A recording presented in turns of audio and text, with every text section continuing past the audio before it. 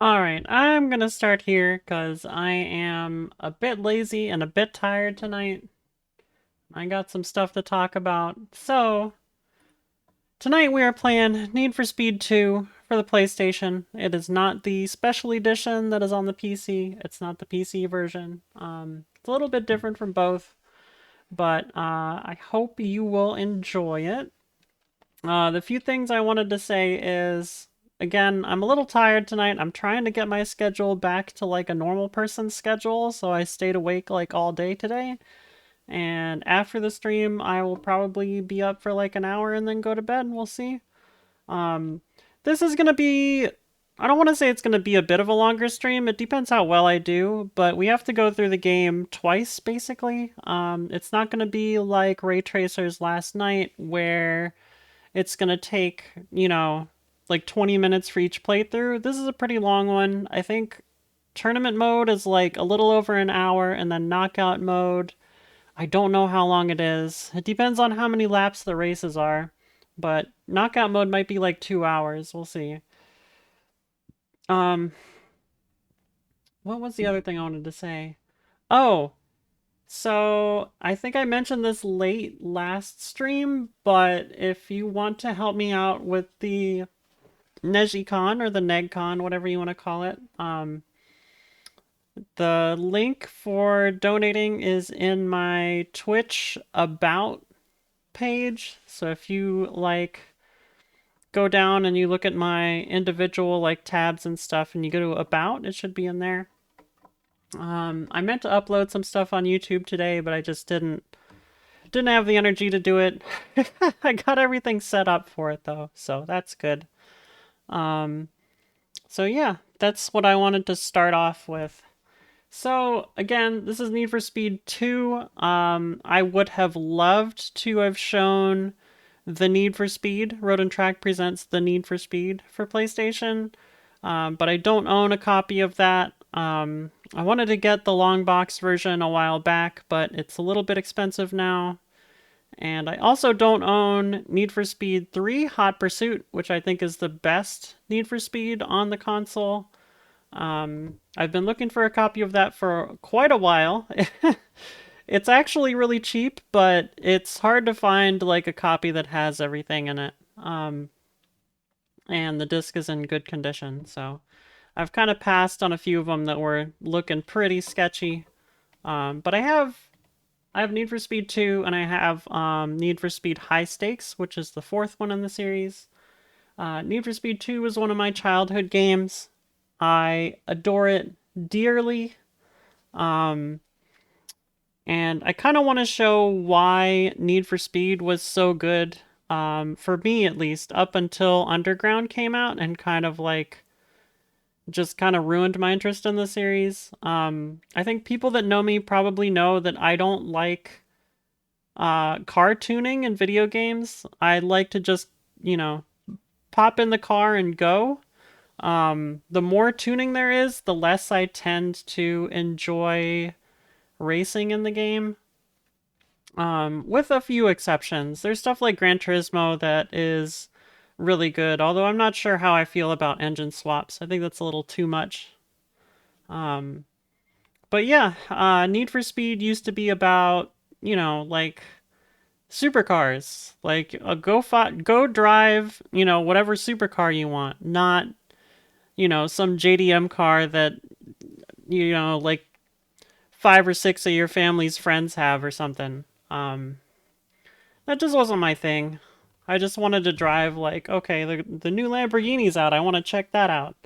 And this game kind of exemplifies that. It's got a whole slew of prototypes, and then it also has a bunch of supercars from the era as well. And there's only 8 cars in the game. I guess I can show you. We can start talking about the box art here. So this is the box art for the back of the package. These are the main 8 vehicles in the game. There's another one that's unlockable, but we'll get into that. So you've got the McLaren F1, the Ferrari F50, the Lotus Elise GT1, which was a prototype at this time, the Ital-designed Cala, which became the Lamborghini Cala, which then never came out. But its whole concept got rolled into the Gallardo a few years later. So that is one of the cars in here. That's another prototype. And then we have the Isdera Commendatore 112i. And this is going from top to bottom on the left side, and then we'll go left to right. This is second from the bottom. That car was a prototype at the time of this game. Eventually it actually came out, but it was only a single production vehicle, if you can believe that. And people have been keeping tabs on it. They thought it was lost for a few years, and it's apparently in the hands of a good owner now. And then on the bottom we have the Jaguar XJ220, and then the Ford GT90, which is another prototype. You may be familiar with the GT90. It was kind of like the pinup car of the late 90s and early 2000s. Never came out, never even had a real engine in it when they were prototyping it. But in this game, they Ford kind of told them what engine they were expecting to put in it, and they, gave them some performance figures. It was my favorite car in this game. I think I like a few others now a little bit more, but it's up there. And then we have the Lotus Esprit V8, which is the final car in there, which is a production vehicle. So yeah, pretty cool. It's got a really nice lineup of cars. And it showcases all of the cars, which is something that the early Need for Speed games did.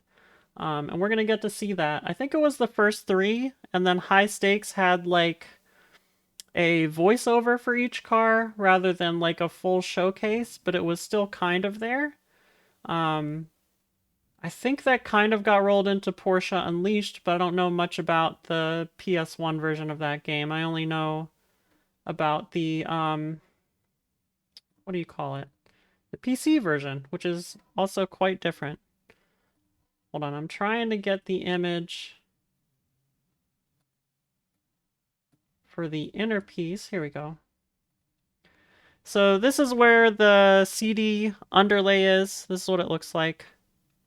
So the CD kind of fits perfectly over the tachometer, which is nice. And then I can show you the disc. The disc is pretty nice. It's a color disc. It's got the Ital-designed Cala and the McLaren F1 on it. And then we'll do the manual. So where is the manual here? Let me back up. There it is. Okay, so this is another game where I don't think there's a manual scan online for this game at all, unfortunately. But this is the front cover of the manual. And I'm going to go through, I'll tell you what the manual is like.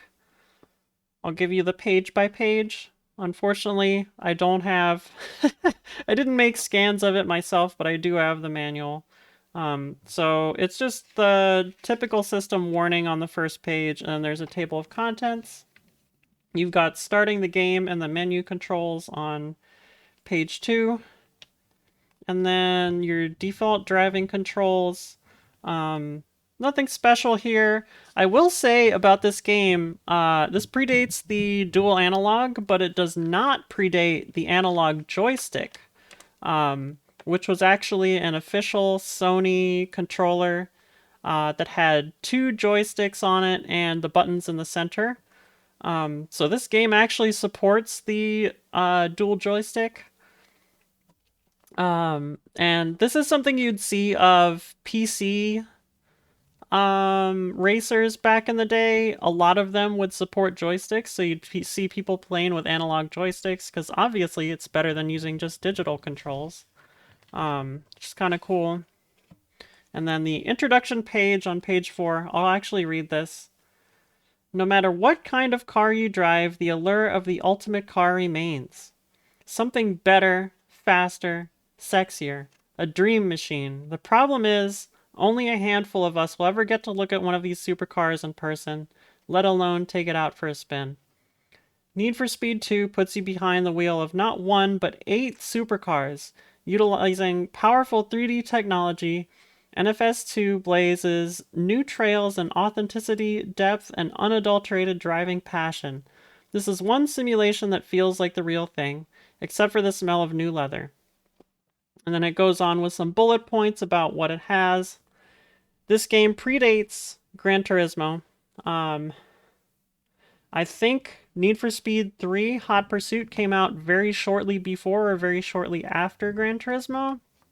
And then High Stakes was kind of a Gran Turismo. I don't want to call it a clone, but they definitely stole some stuff from it.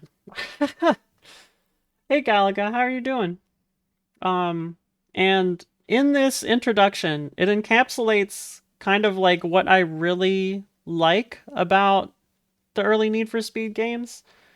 It's not about jumping into like some JDM car and tuning it up and going on the streets in some sandbox place, right? It's about these like very varied and unique tracks and supercars and hopping into a car that you'll never own, that you'll never be able to own, and driving around a place that is probably completely unfamiliar to you, rather than like, you know, downtown Miami or something. And I don't think Need for Speed has ever returned to that since, yeah, since Hot Pursuit 2 on PS2. There were a few hints of it with the Shift series, but it was still kind of like they didn't go full, they didn't lean into it fully, you know, and they kind of tried to make it quite realistic rather than, you know, very fantasy based. So, and I think NFS works best as an arcade game. Anyway, page 5, getting started. Not gonna read this. Needwagon for Speedwagon. Yes, indeed. Page 6 talks about game options. You're not going to see it until late into the playthrough, but this game does have traffic, and the traffic is actually kind of cool. But you don't see that when you're playing through tournament mode and knockout mode. It's just in single races. But it is a cool obstacle to try and deal with. There aren't cops in this game. A lot of people are like, oh, well, Need for Speed, you know, the early games before Underground are all about, you know, getting away from the cops. No. Need for Speed 2 doesn't have cops in it. You don't have to worry about that. It's not about that. It's about the joy of just popping into a supercar and driving around at super high speeds. Okay, game setup menu. Don't have to worry about that. Location menu, opponents menu. Sorry, I'm going through here quickly. Optional equipment. There is a settings menu, so you can change your downforce, your brake bias, your gear ratios, and then there's the showcase screen. And the showcase screen rules. All of the car showcases in this game are fantastic. I love them. It's one of the things Need for Speed has done really well, or did really well from the beginning. And they kind of phased it out by the PS2 era. But oh my god, it was so good when they had it. Options menu, we don't have to worry about that. Controllers, memory card, more controller stuff. Vehicle operation, driving views. There's a lot of stuff here. Heads up display, pause menu, finish line, and finally we get into the competition modes. So, one of the things I'm going to be playing is tournament mode. You get 4-lap races on the 6 NFS2 tracks, and you have to win the tournament, which means you have to win everything. You have to win every race in order to get it. It's not like typical tournament modes where you get points. That was a thing in the PC version of this game, but in the PSX version, you have to win every race. And traffic is set to off. I actually like how they tell you if you win the tournament, you get the bonus car. So there is an unlockable car in this game. And then knockout mode, series of 2-lap races. At the conclusion of each race, the slowest driver is eliminated. If you make it to the final race, you face off on the bonus track. And if you win the final race, the bonus track becomes available for regular racing. So they tell you there's also an unlockable track. And then there's like 6 pages of credits. Thanks, EA. This is back in the day when EA was known for having very high quality games. I would say that this is probably pretty high quality for its time. I know a lot of people kind of look back and think that it's not that great. But if you take it, like, if you think about when it came out, this is really, really good. This is a really good game. And it was quite different from the first Need for Speed game, which was, you know, kind of half a road and track thing and then half of a attempt at simulation. This is definitely more arcadey, but there's still that simulation aspect in here. Alright, so we're finally going to get started. Give me a second here and I will restart the console because there's an FMV intro that I want to show off. We don't want to miss that.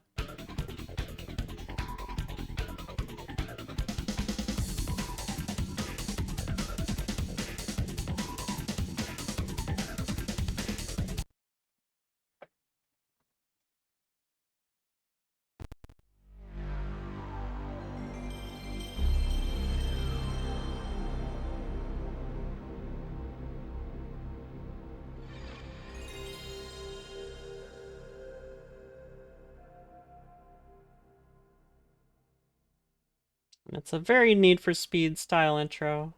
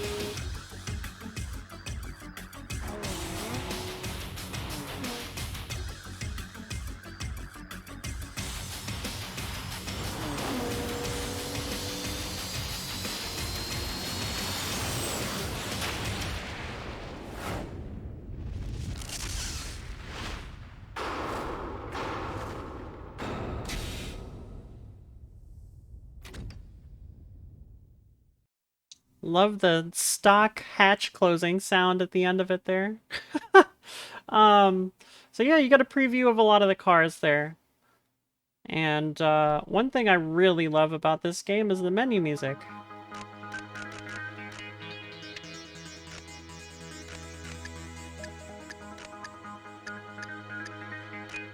So as you can see, you can switch between arcade and simulation. Simulation is actually much closer to what the car's actual stats are like in terms of acceleration and top speed and stuff. Arcade just kind of like shoots you up there almost immediately and you get like cleaner handling and stuff. So I'm gonna do simulation, obviously. Let's take a look here. I don't believe I have room on my memory card. But we'll check. It doesn't really say. I guess we'll start the tournament and then we'll figure it out. If I can't save it, it's not a big deal. I have a new memory card coming in the mail. I already have 2 memory cards, and then my partner has one that I've been kind of stealing every now and then, but I haven't deleted anything off of it, obviously. But I kind of need my own. Need a 3rd one. So, let's take a look at the cars. You got the McLaren F1, Ferrari F50, the GT90, XJ220, the GT1, the Esprit V8, the Cala, and then the 11.2i. So, I'm going to be driving manual here. You can see their stats, which is really cool. I didn't know this until late into playing the game. The McLaren F1 is, like, completely busted OP. In real life, it's known for not having, you know, as good brakes as the cars that came out in, like, 96 and 97. But at this time, it was still, like, cream of the crop, absolutely. Like, nothing is even close. It's just really, really good. We'll take a look at the showcase in a second. I want to get a good color here. I'll probably go with the fuchsia. And we're going to watch the showcase for this car. Pursuing its goal of creating the ultimate road-going sports car, McLaren Cars spared no expense and drew upon its vast Formula One racing knowledge to create the spectacular McLaren F1, a super light, high-performance car which employs some of the most cutting-edge technologies and materials in the industry. Built on an incredibly strong and ultralight carbon composite chassis, the F1's potent BMW V12 engine, producing 627 horsepower, is capable of propelling this car to a stunning 231 mile/hour top speed, earning it the distinction of being the fastest production sports car in the world. For improved grip and handling, the F1 employs a complex system of airflow management, electric fans, and a brake-activated rear foil, whose combined effects literally suck the car to the ground at high speeds. Carrying a staggering 540,000 pound sticker price, the McLaren F1 is the most expensive production road car in the world. But for drivers that demand ultimate performance and can afford the price, few cars can match either its speed or acceleration. Yeah, so this is before the McLaren F1 hit 240 miles per hour. This is during the period of time where they did one speed test and it hit 231 in suboptimal conditions. And then they did another one and they hit 240 like a year later, I think. Although founded in 1989, really the history cool. of McLaren Cars actually began decades earlier, during the outstanding racing career of the late Bruce McLaren. Born in New Zealand... Oh, I skipped it. We're not going to look at different cars here. Although founded in 1989... But you get the point. You can look at the slideshow as well. There's a ton of different pictures for each car. Like, this is one of the first games where I really felt like I could just, like, sit down and just enjoy the different cars. You know?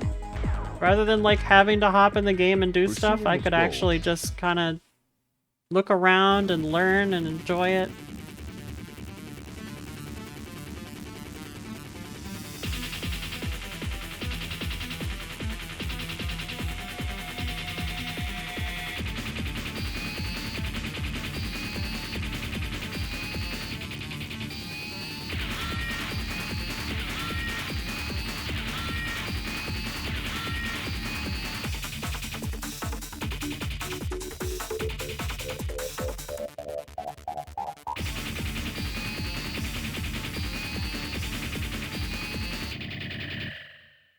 Alright.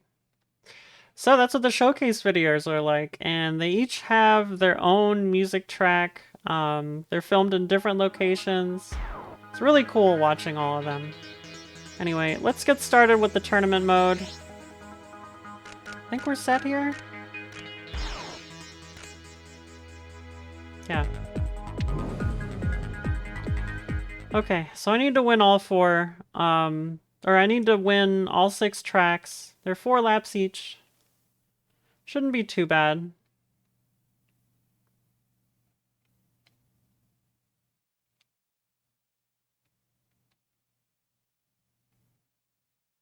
Also, I think this game was like co-developed by like Pioneer or something.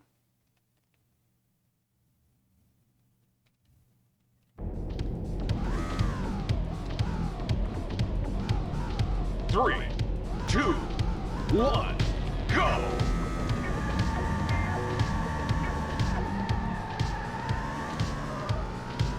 Also, as you can see, the cars have dashes with speedometers, tachometers, and steering wheels, which is really cool. It's something you really didn't see around this time. It was really just like Test Drive, the dual Need for Speed 1 and Need for Speed 2.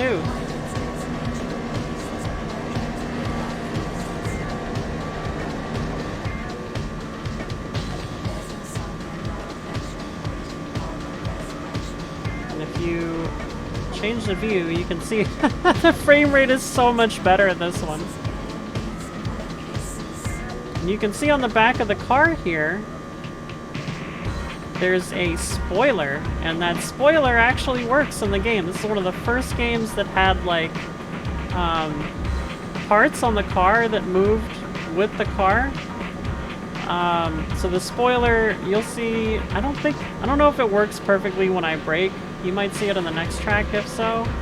But I know when you get above 150 miles an hour, the little spoiler comes up, and below that it'll be down. So in the next race, we'll try and take a look at that. For this one, we're just going to try and finish it, because there's no place to slow down here, really. You just want to go full speed the whole time.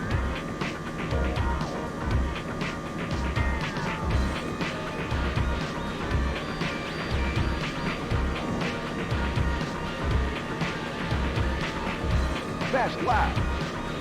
And you can see some parts of the track have pretty heavy like draw distance limitations, and other parts are just fine.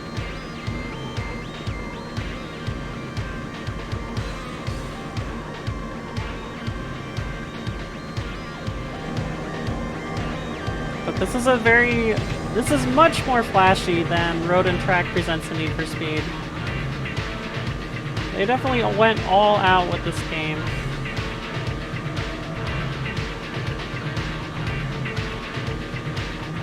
And the whole, like, series of games from, specifically Need for Speed 2 through 4, they really, like, pulled out all the stops that they could. Fast lap. Final lap. Can't quite hit 231. We might hit it in the next stage. The next stage is another high-speed track, but that's it for all the high-speed stuff. Just the first 2.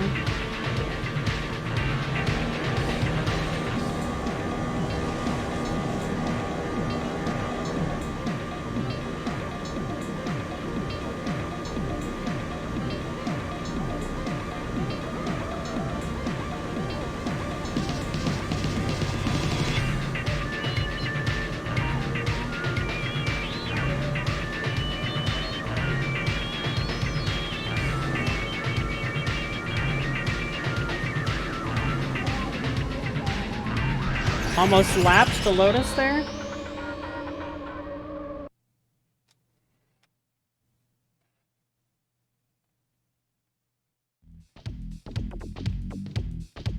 And I like these. Congratulations, you have won the race. The announcer is really good.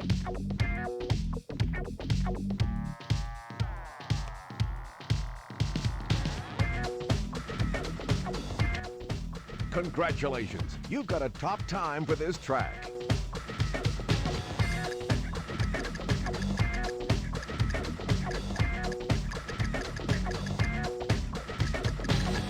Gotta put in my name.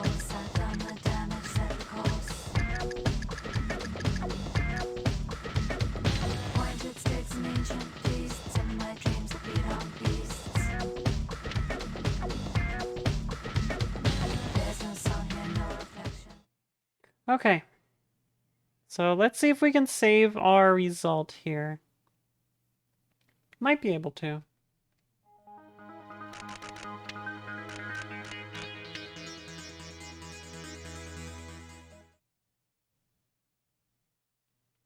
Hey, there it is. Oh, it's probably going to tell me there's not enough space. We'll see. Oh, no, we're good.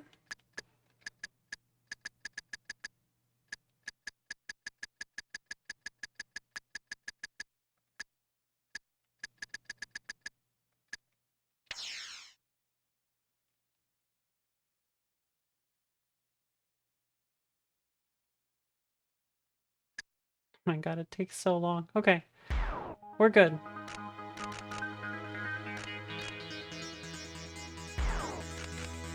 So, I think it's already picked our next location. Yep, so we're going to the Outback next.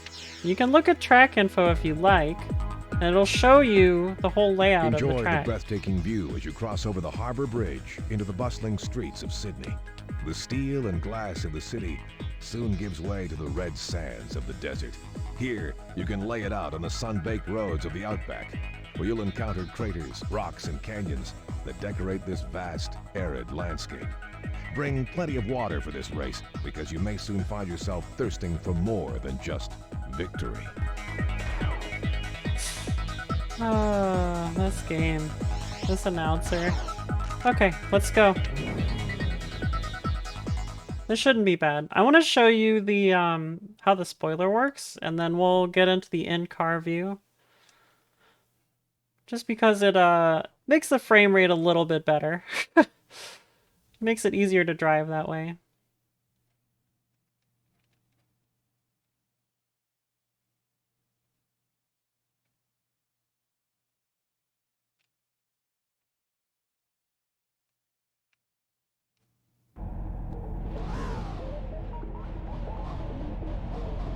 Three, two, one, go!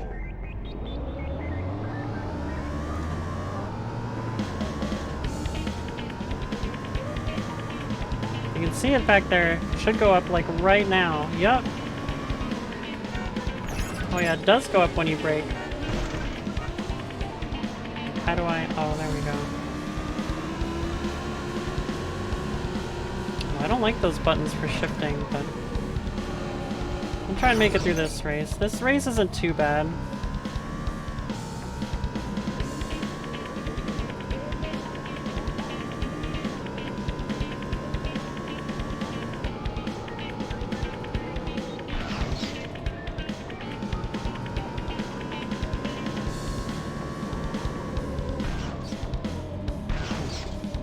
Come on, come on.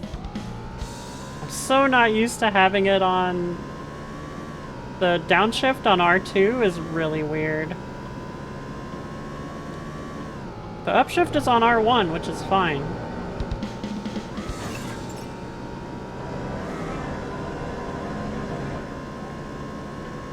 But I can't deal with that downshift, so we're gonna have to change that.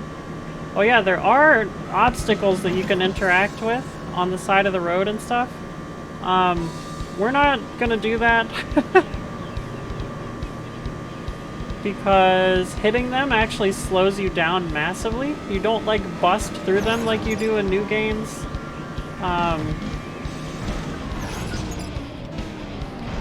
That kind of damage modeling didn't exist back then. Oh no, come on.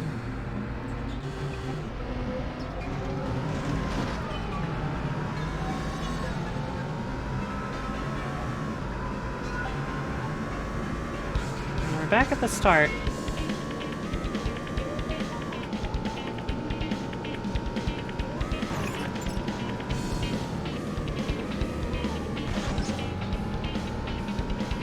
That's a little better.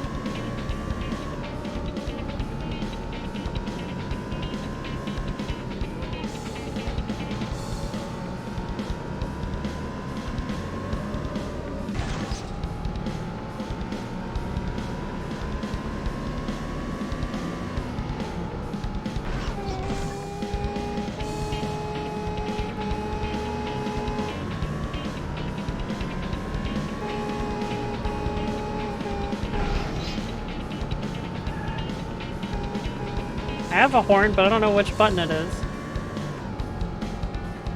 Okay, it's not either of those.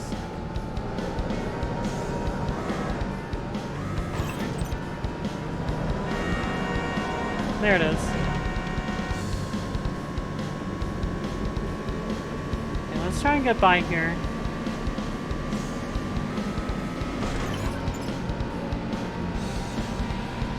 So jumping is really dangerous in this game because if you start to spin out, your car kind of ragdolls and you can't do anything.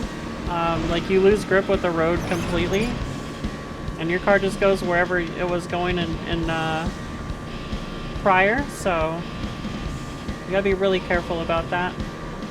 Okay, I'm in first. We're good. Best lap.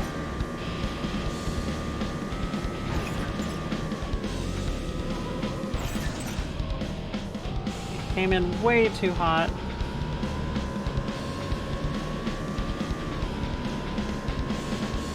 It's fine, we can take this one nicely. Oh yeah, and the tire tracks stay on from lap to lap. I forgot about that. Also something you really didn't see back then.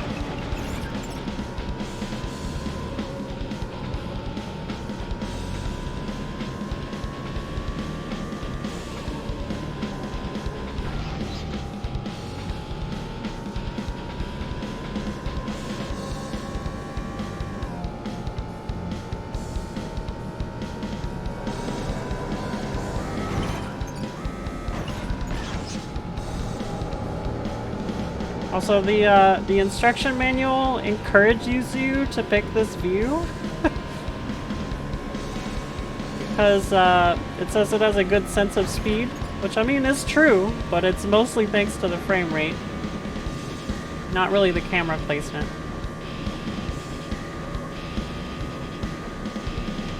There we go. We had 232 there.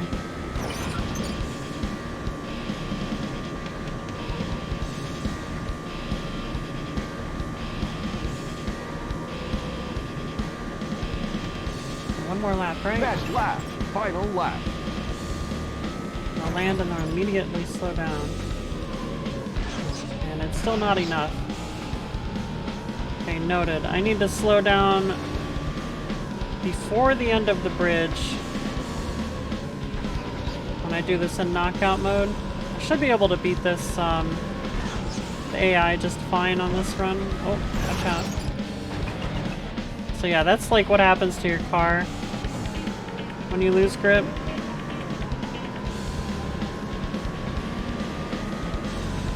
And you can really like mess with the computer in this game. You can like shove them against the wall and they'll just like ragdoll out of control. But they can do it back to you, so you gotta be careful.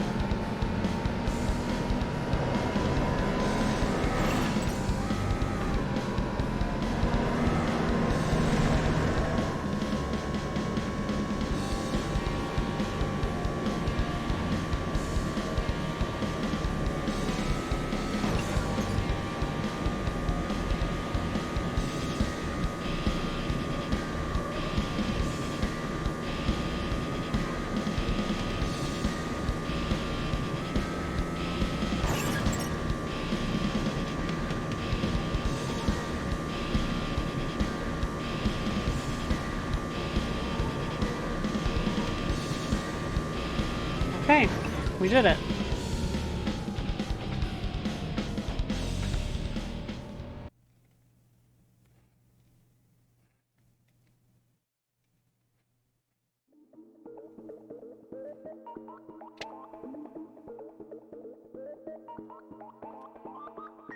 Okay, we're gonna skip through these, change the controls, save the tournament.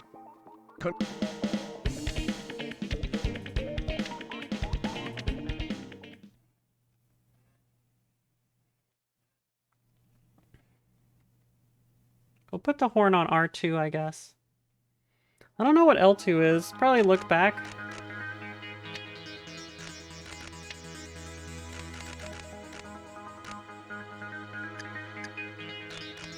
Yeah, look back. Okay, that's fine.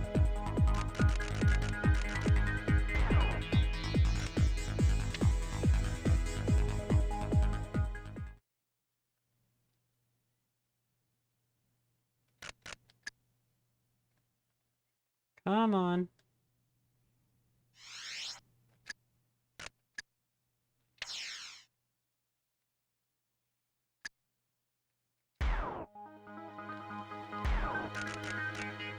Okay. North Country.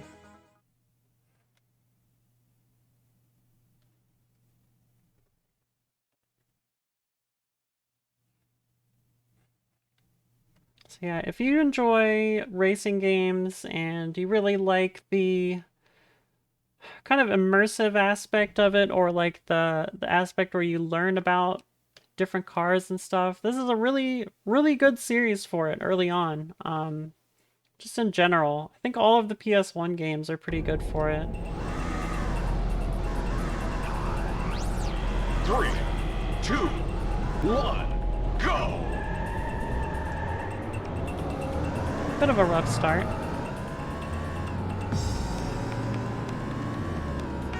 Okay, cool.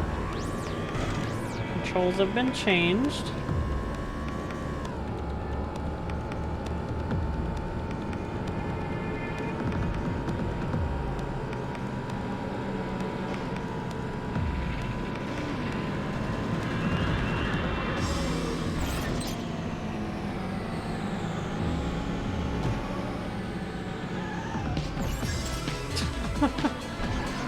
Oh no, come on.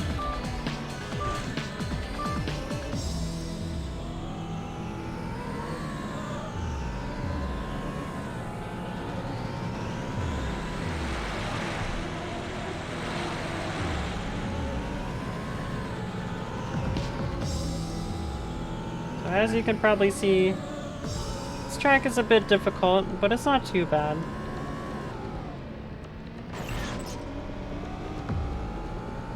Good, we didn't lose control there.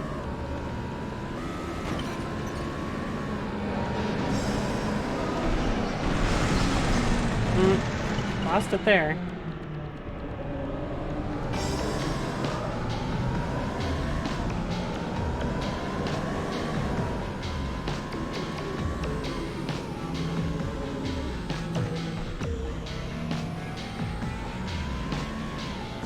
I forgot there's a shortcut there.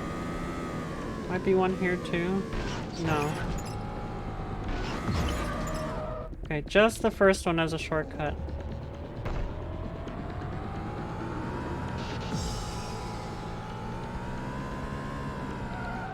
Oh, come on. There is reverse rubber banding. I think there's like normal rubber banding as well for the AI, but not for your car. So your car will always behave normally, but the AI's cars sometimes have, you know, catch up on or off. The sky is so dreary. Yeah, it's dreary here. You're gonna see a really cool skybox in not the next stage, but the stage after it. Mediterraneo has a really cool skybox. It gives a really good sense of like distance for an early PS1 game. I think we want to be on this side here.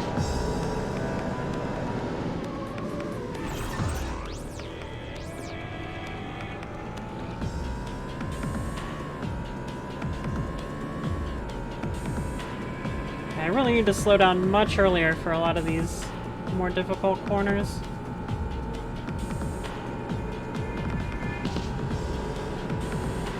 Okay, that was good.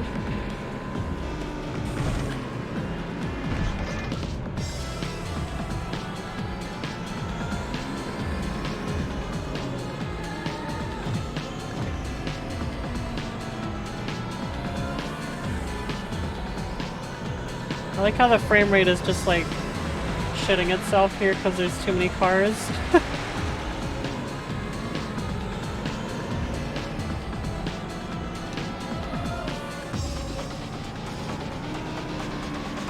Okay, we're good.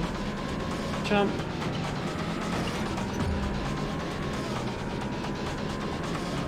And funny enough, jumping off the track is going to be a concern in some of the later tracks.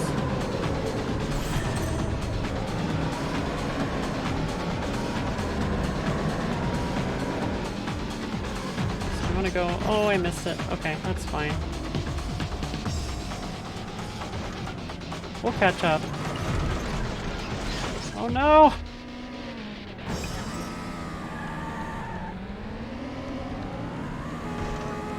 What are you doing? Get out of my way.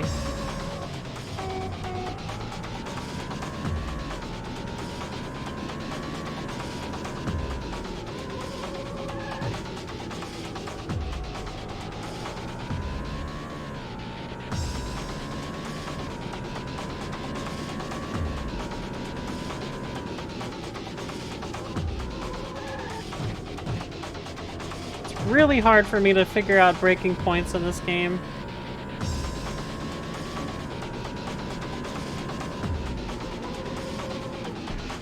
And that is sharper than I thought.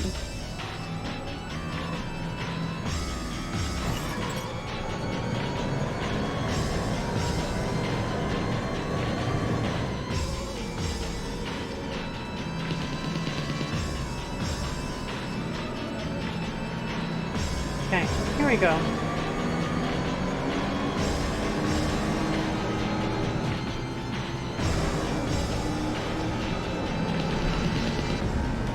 Best lap. Cool, we actually made that corner.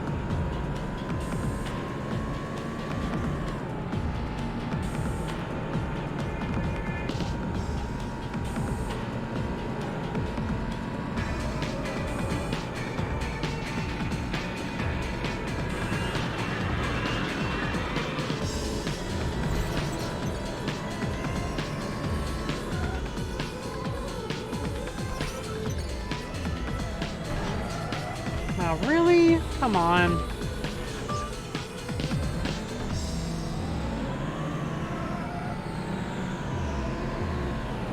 So, that's how the CPU can kind of mess you up. Gotta be pretty careful. Oh no.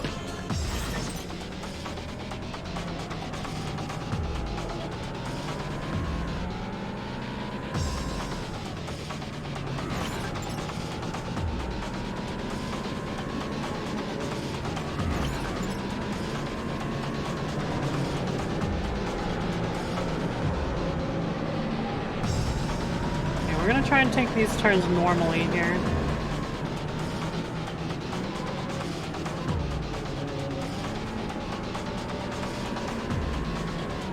Better.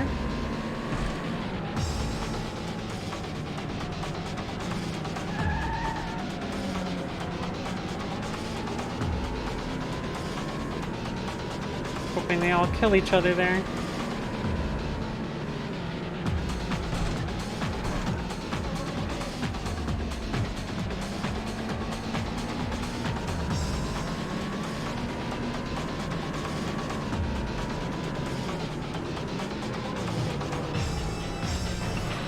Oh, I actually made the corner. Getting used to the handling. Not the handing.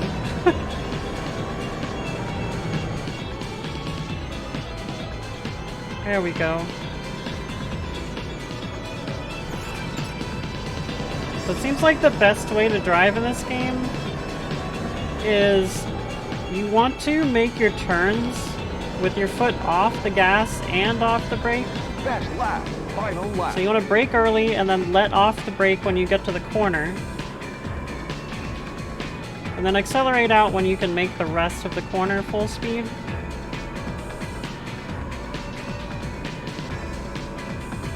Oh, that was almost a good line. Could still be fine.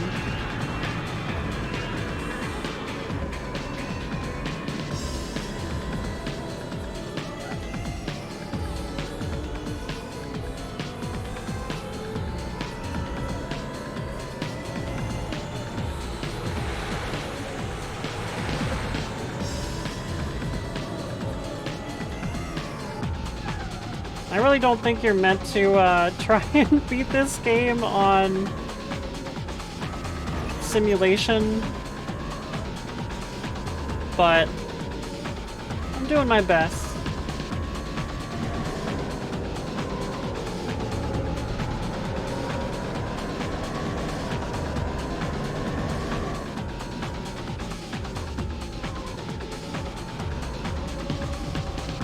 Cool, alright. They're still right there. Too deep, too deep.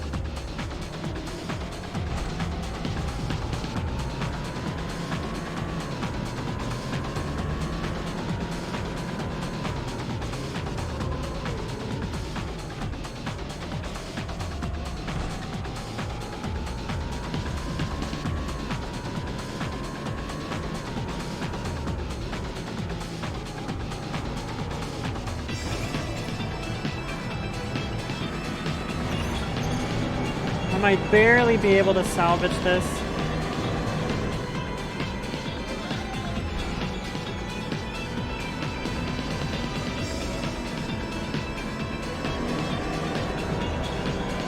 Hey, might be a little close here.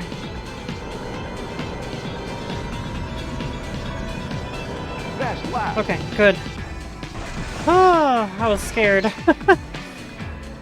I was really worried that was gonna be a bad time there.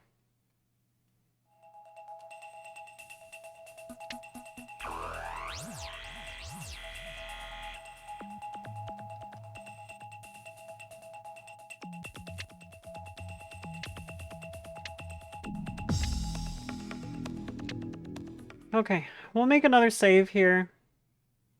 Pacific Spirit supposedly takes place in Vancouver, which I didn't know until I read some stuff on the internet. Like, literally a few days ago.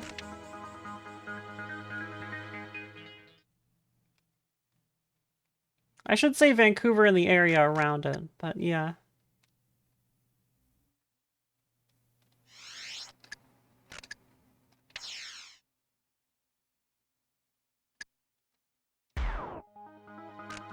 Alright, race.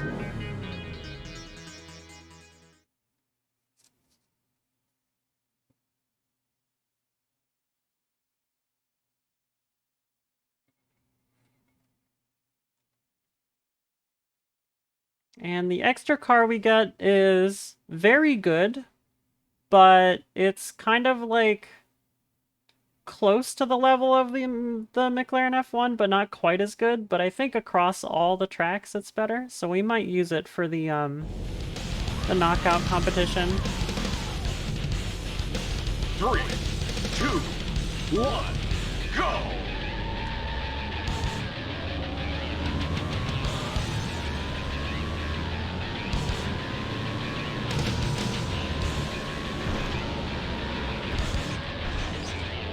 Oops, I've run into the wall.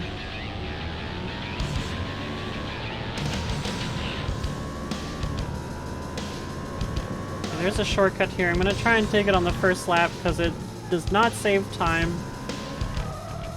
At least not in simulation. But it's kind of cool. You skip like a little leg of the track.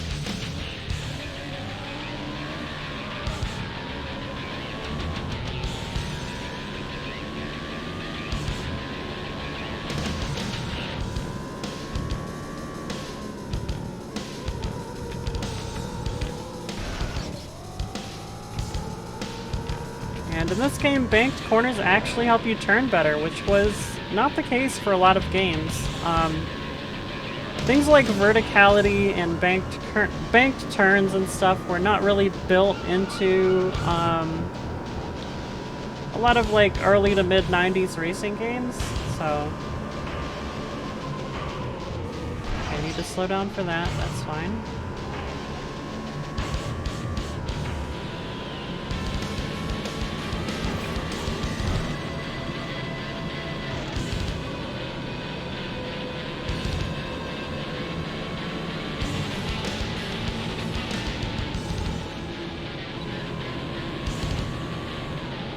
So the Elise GT ones that we just went by are slow, but they are basically the best car through the corners until we get the secret car. So you gotta watch out for that. They can sneak up on you.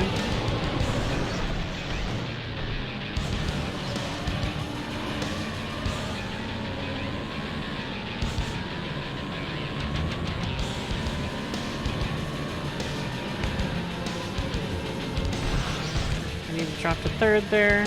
Probably third for this corner too. Yeah, it seems like it.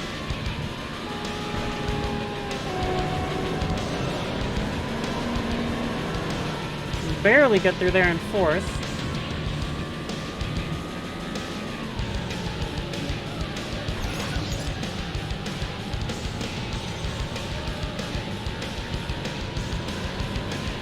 This skybox isn't bad, by the way. You get some nice mountains to look at.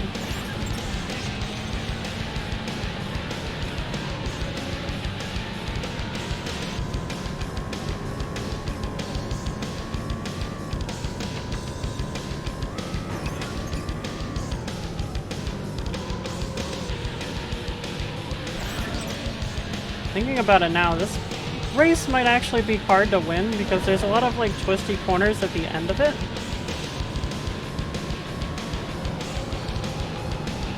Most of the tracks in this game don't have that. So you probably want to slow down to like fourth when we get up to the mountains here. Maybe fifth? Oh, we can take this in fifth. Oh, not that part though. Oh no!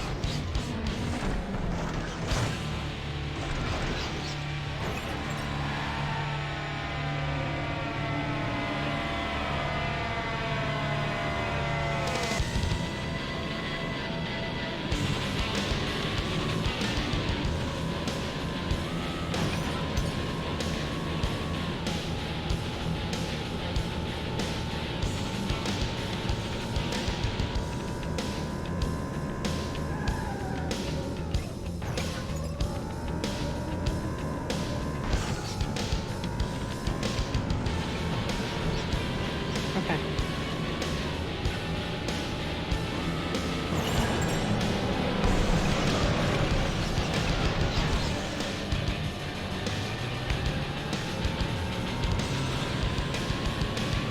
Somehow I've inherited first place.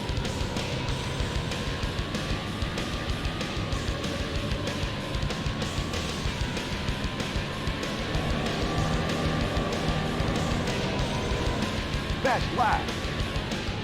Okay, maybe we'll actually be okay. We'll see.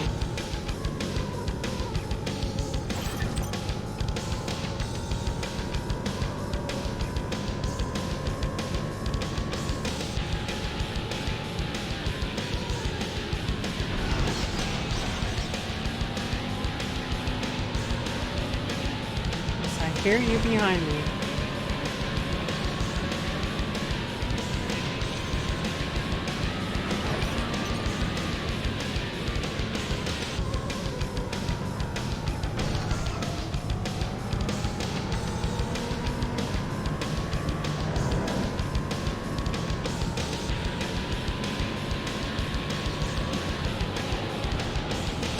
I don't mean to flash the rear view there, I just want to get an idea of where they are.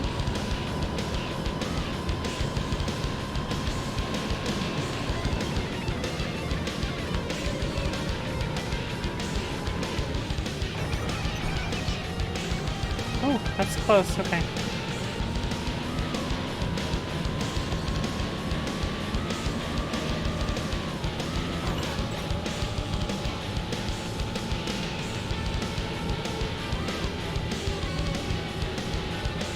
still pretty far back.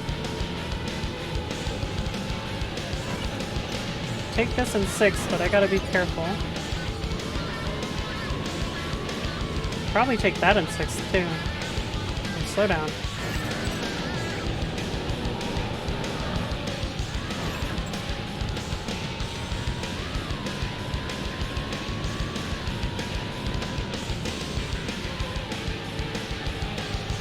Okay, we can take these in 4th.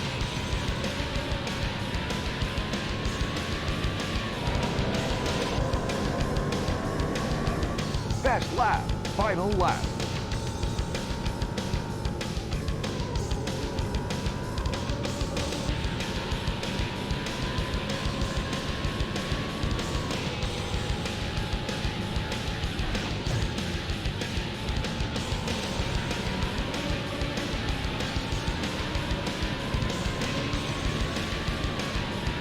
Okay, I should be pretty far ahead unless they've used their, well, they've used their magic powers.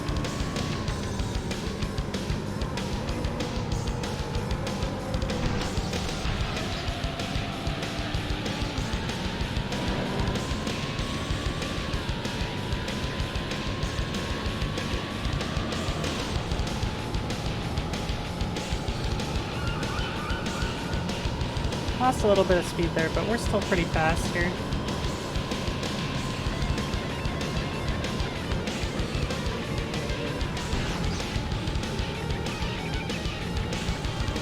Okay. Got over that hill nicely. Might be able to stay in 6th for the rest of the way.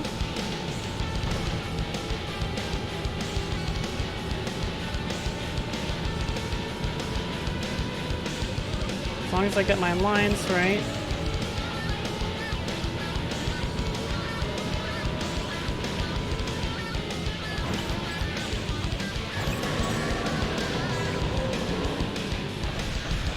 No, no, no, no, no.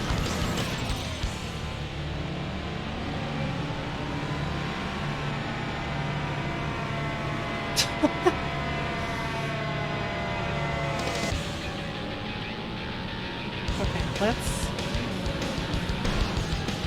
Come on, get out of the way, please. Oh my god, that was close. Oh, I almost lost it. Holy crap.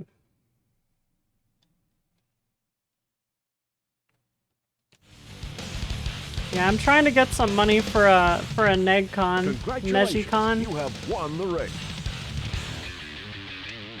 It is a critical game controller for PS1 racing games. It's not supported with this game though, so we don't have to worry about that. But I think like at least 6 of the games I have planned this month use it. It's pretty crazy. Okay, let's save.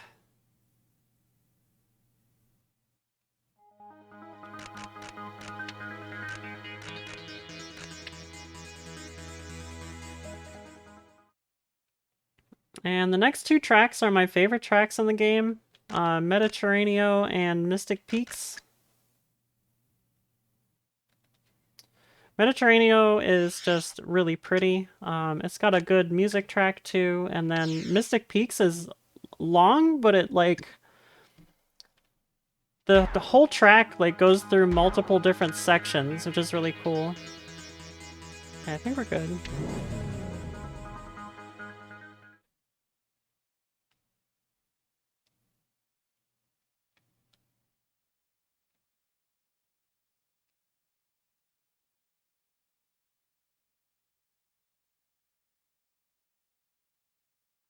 Alright. This track is a lot of fun. It is tricky though.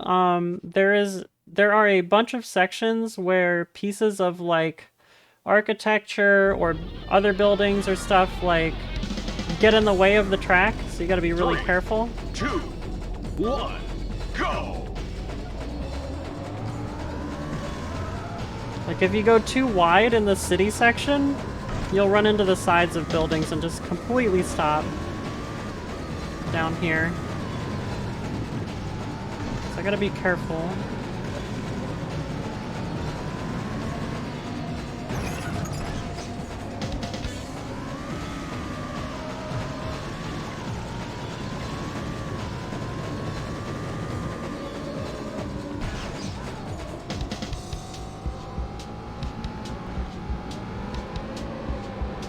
Okay, that wasn't too bad. As long as we're like decently ahead going into the city, we should be fine each time.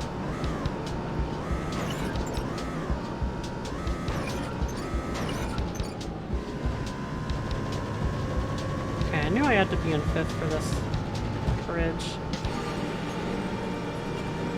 I'm getting around you.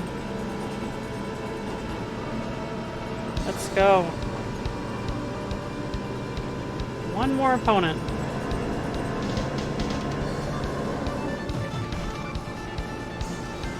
So here's some pillars that you have to watch out for. I guess they're literally columns. Get out of the way. Don't go so slow on that corner, my god.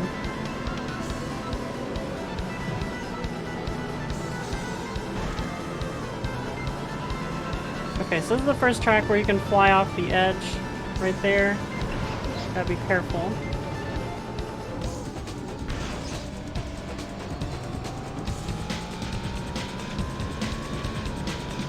Okay, lap 1 done.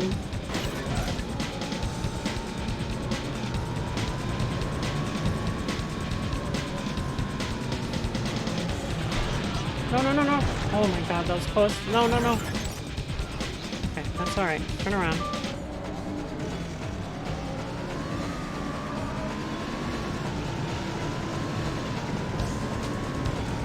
The good thing is this section isn't at the end of the track, it's at the beginning.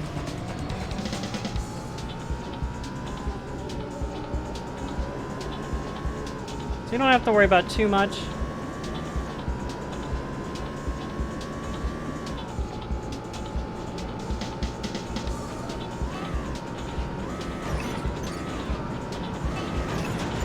Hello.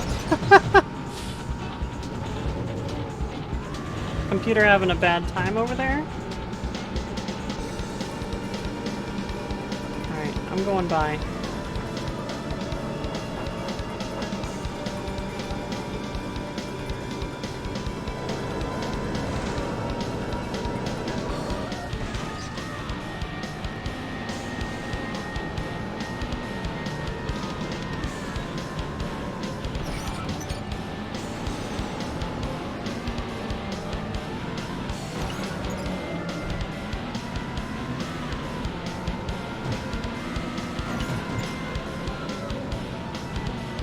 Forgot there's like mini bumps on the side of the road you gotta watch out for. Okay, we're good.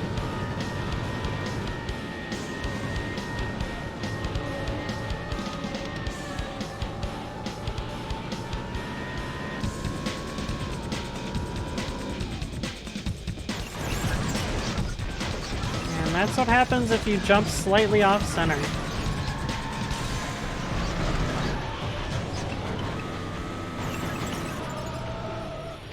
God.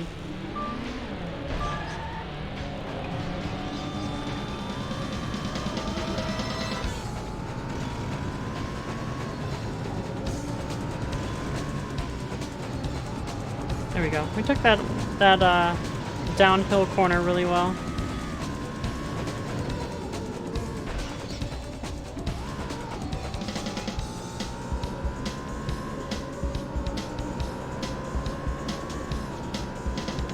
Oh yeah, I didn't talk about the skybox here. So it's got this like gradient to it that's really cool.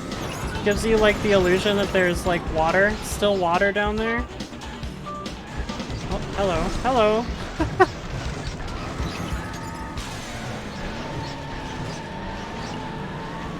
There might be a quick reset button, I'm not sure.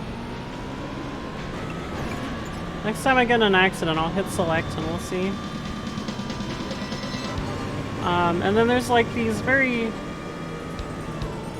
nicely shaped mountains in the distance as well. Just a very pretty track.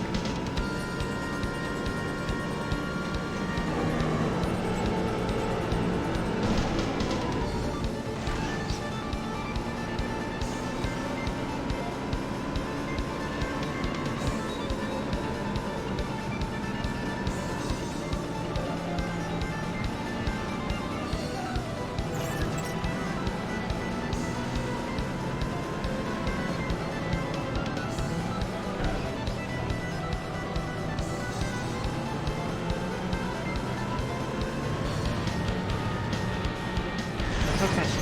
Whoop. I'll take that in free position. Final lap.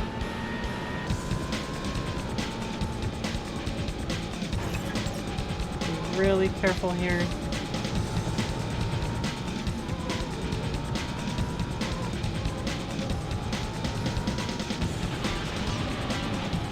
Okay.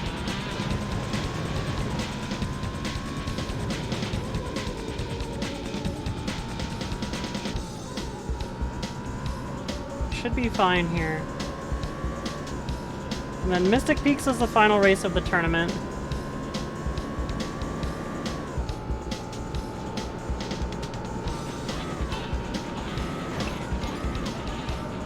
Don't jinx yourself, Cat. It's not over yet.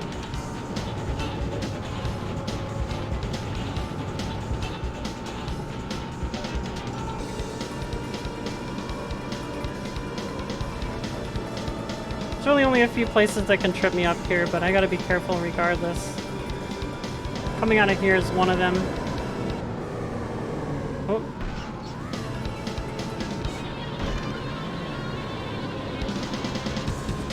I've been hit from behind. Hello?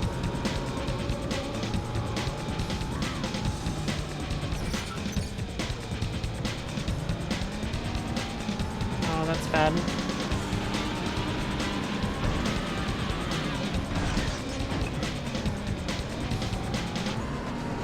Y'all don't even know how to drive! Okay, yeah, I definitely cursed myself here. Can I restart?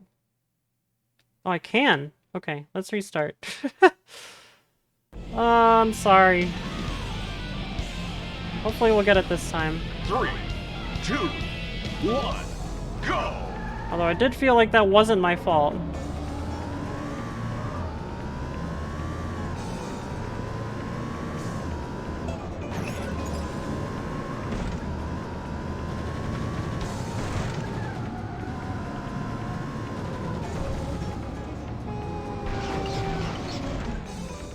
That's fine.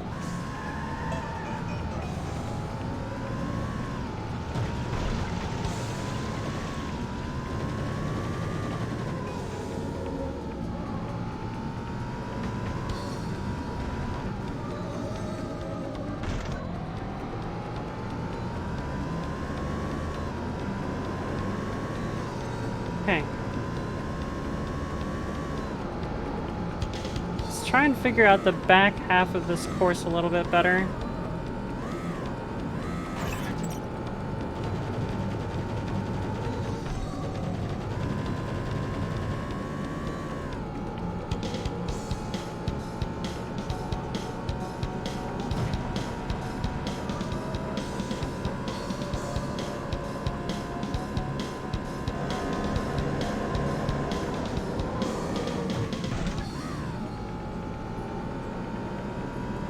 So I want to go up here and then shift into fourth.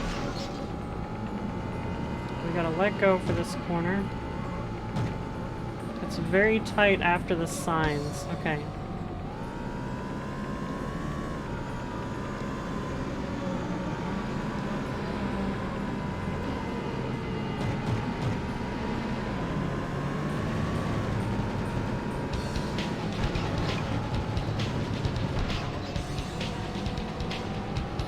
Okay. I think I got it.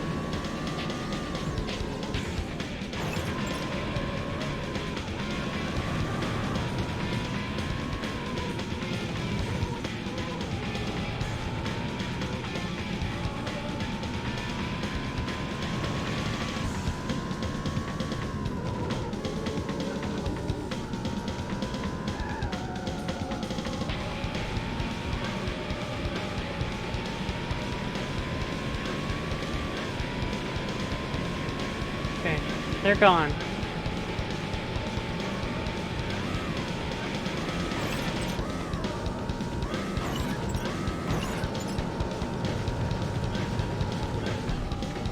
I see them kind of catching up. Oh yeah, they're catching up.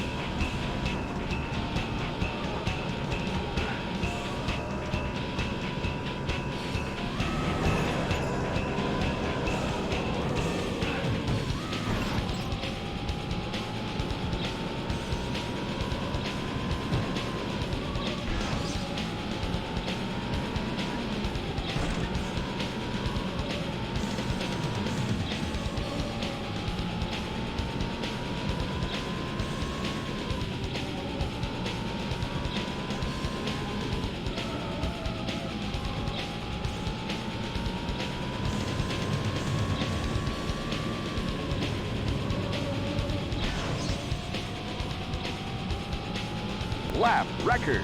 Okay.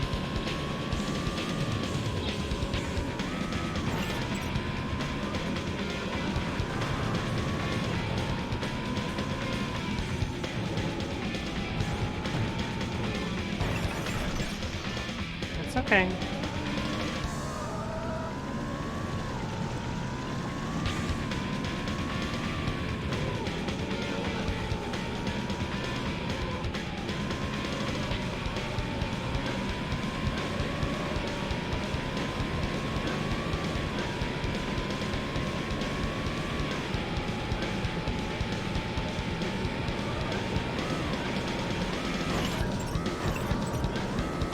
Try and take the path of least resistance on those jumps.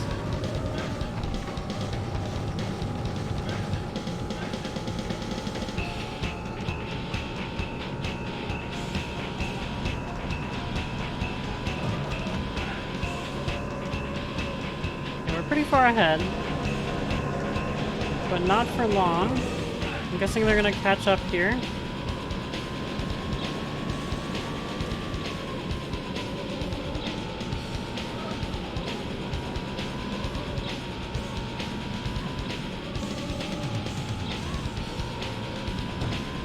Uh-huh.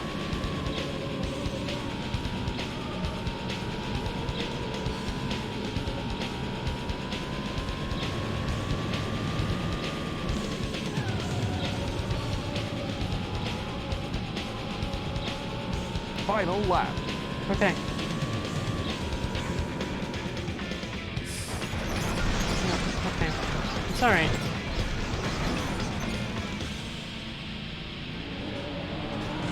Okay, there's no quick reset.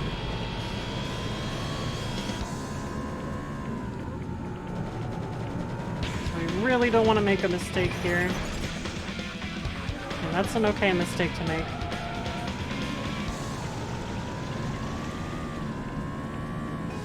It's just that F50 ahead of us.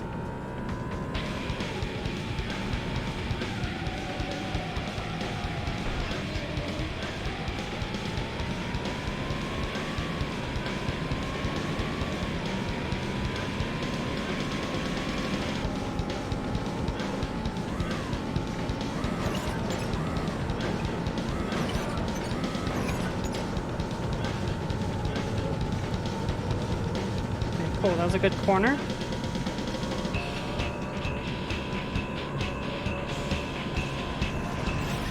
Oh, that sounded like a crash. Yep, goodbye.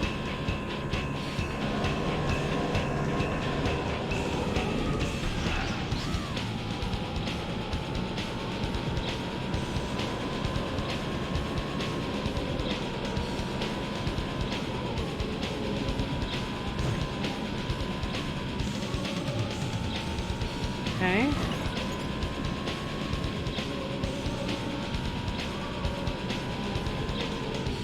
Please let it be over with.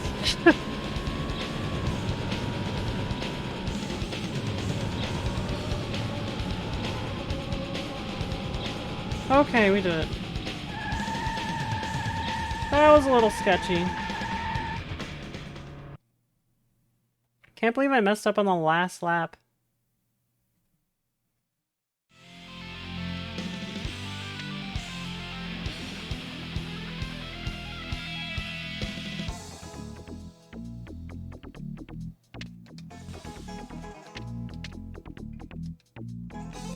Congratulations! Yes, I know. Okay, we'll save and then we'll do Mystic Peaks. And we'll move over to the knockout. The knockout should be fun, especially if we can use the special car in it.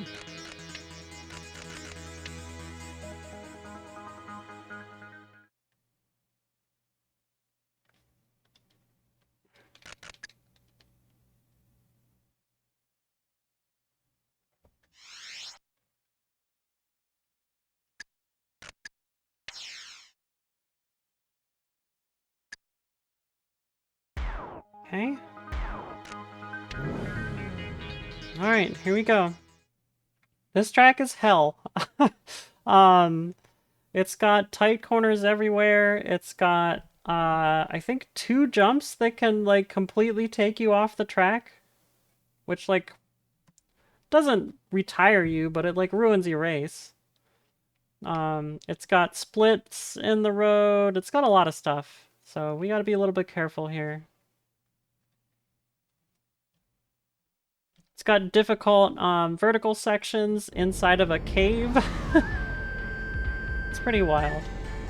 3, 2, 1, go! Okay.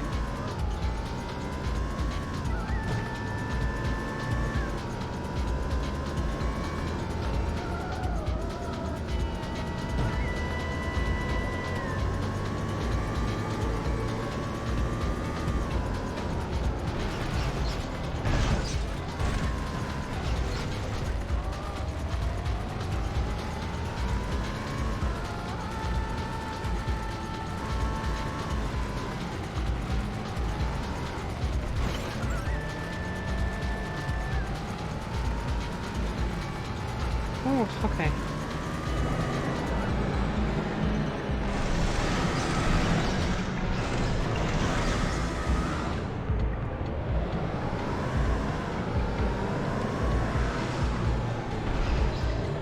So these are like the only corners in the game where you need to be in like second to take them correctly.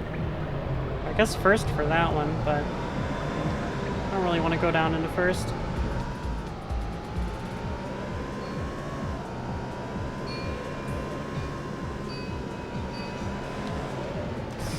Okay, tight corner at the end of that. Need to remember.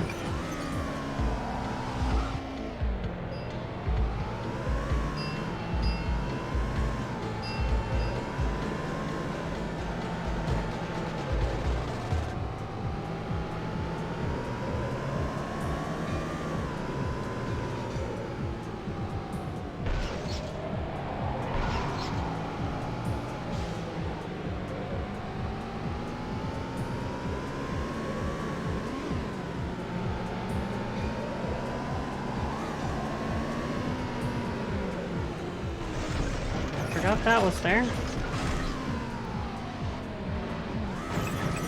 Oh, come on. Well, we gotta wait. Okay.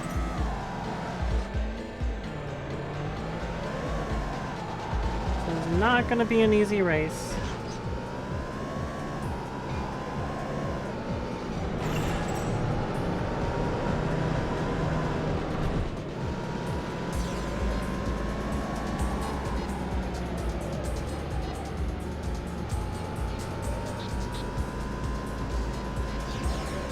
Catching a pack up here at least.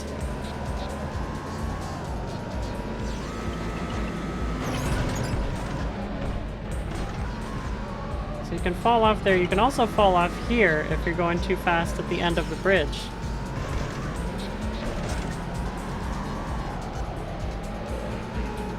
Will you stop running into me?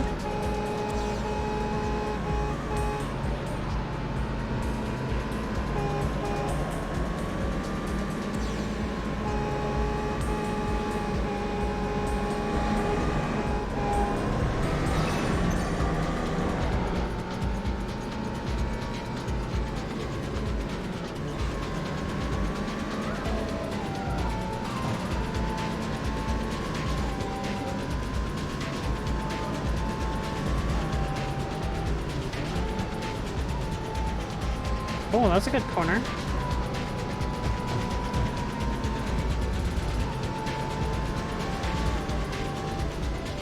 Okay, don't take that so fast.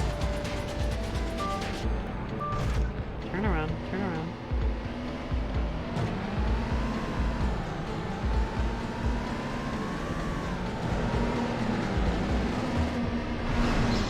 Also, don't take that so fast.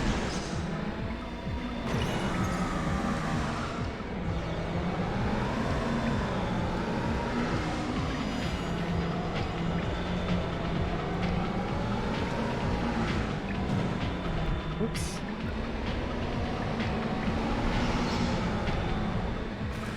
Spun out. Alright, that's fine.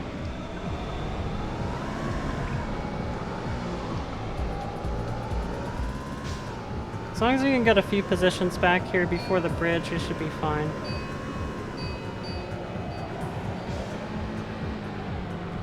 Okay, much better that time.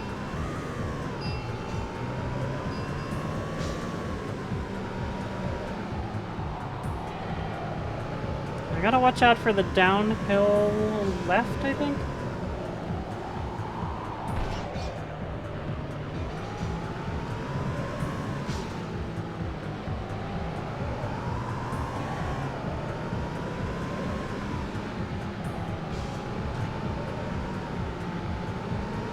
Downhill right.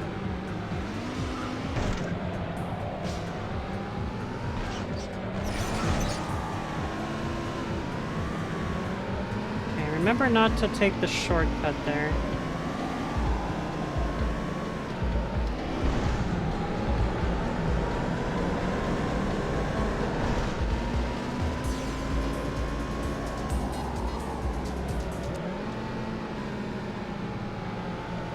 We've lost the music? Oh, there it is.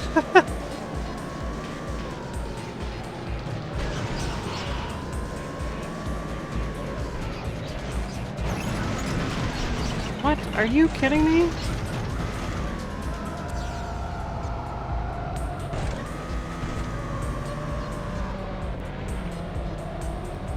Okay. We're gonna have to be slower on the entrance to that bridge next time.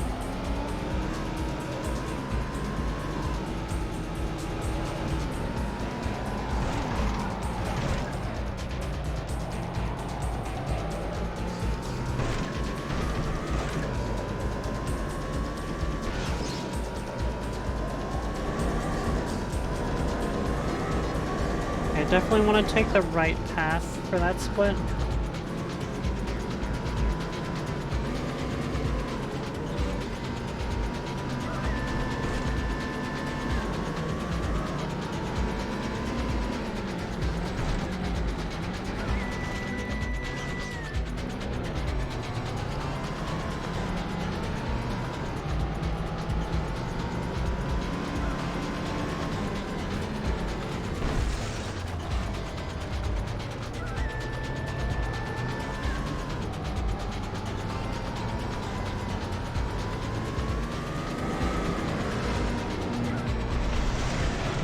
God. The other McLaren was in my way.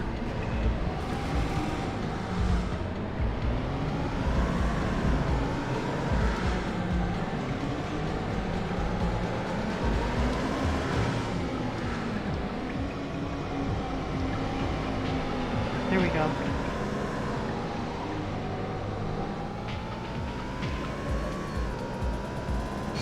Get the corkscrew, and then we gotta slow down.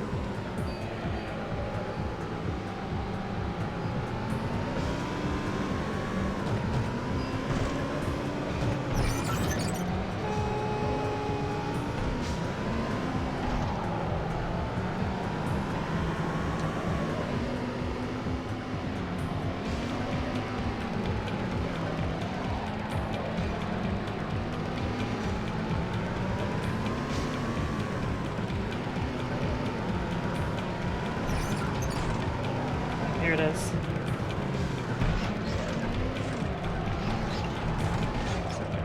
Oh, I keep going over that part.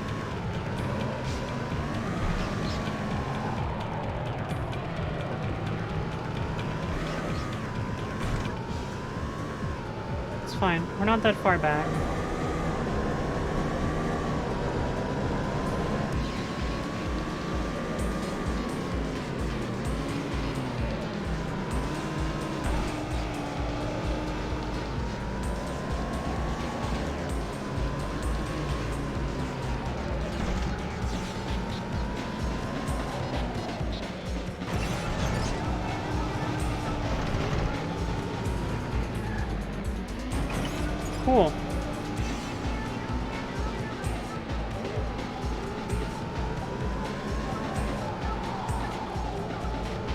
Might be able to do this.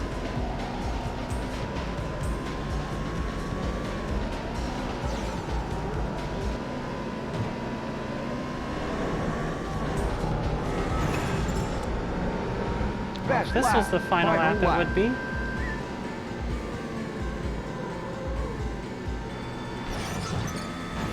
Okay, I can't go around the outside there. No, come on. That's not good.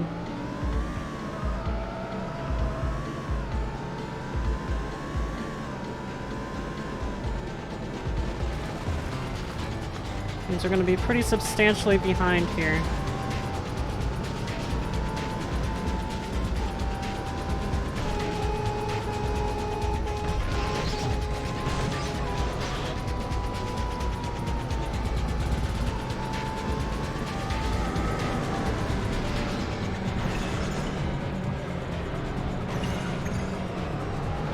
Okay, I made it through there without crashing.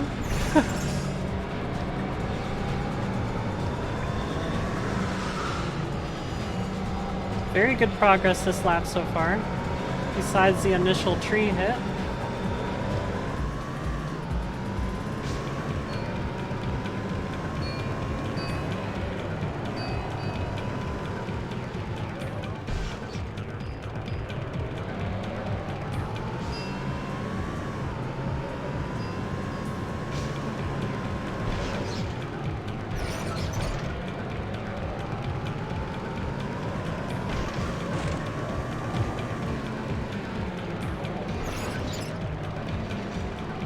That's okay. We can make these positions back easily.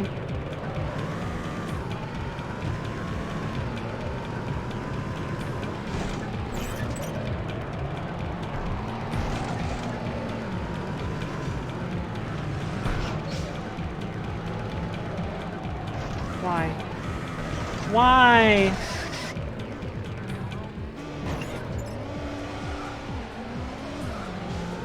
Unless everybody crashes, that might be it.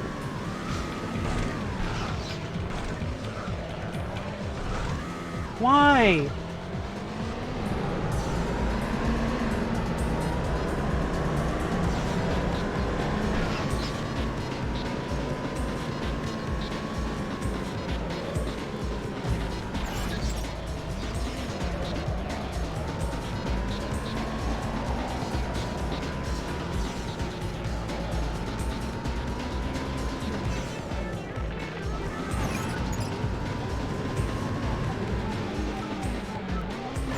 Oh, too far, too far.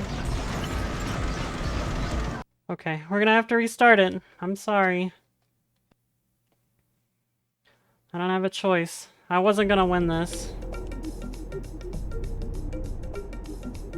3, 2, 1, go!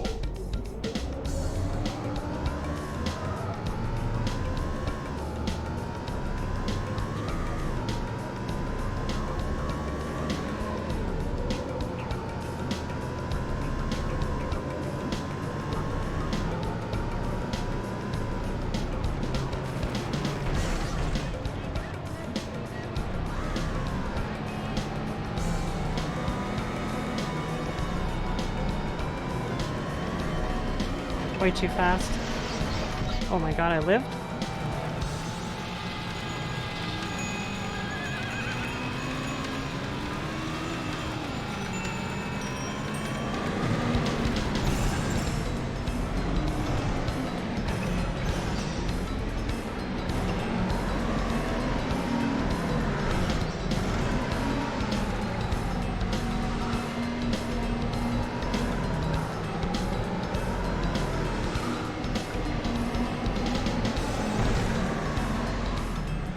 Come on. It's an awful start.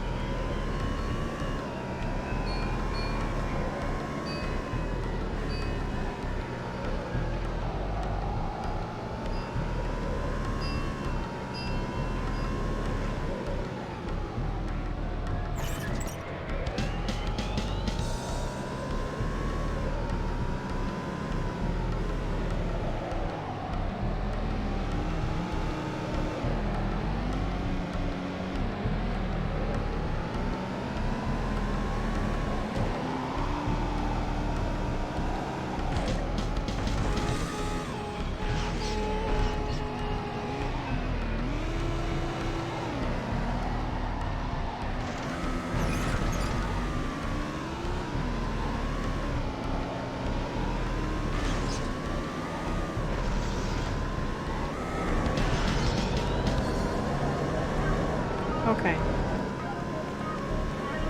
We're alive.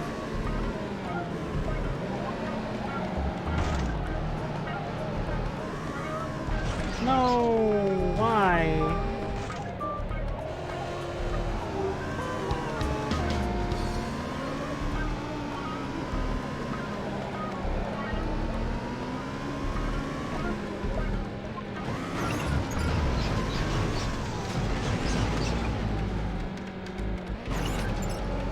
Okay, good jump.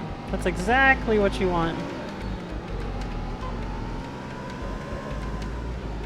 Now let's try and claw our way back here.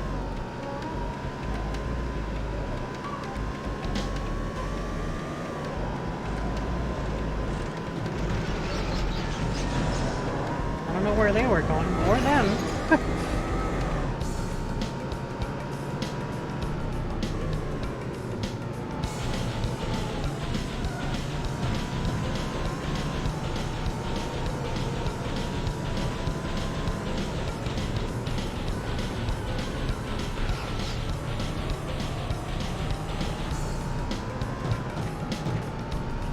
We gotta slow down for this.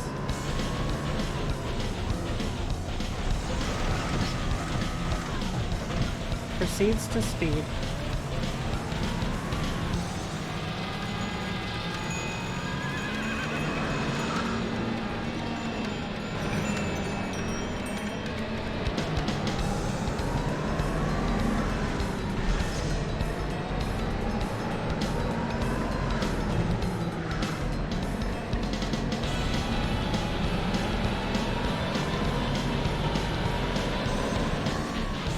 Okay, we're in second.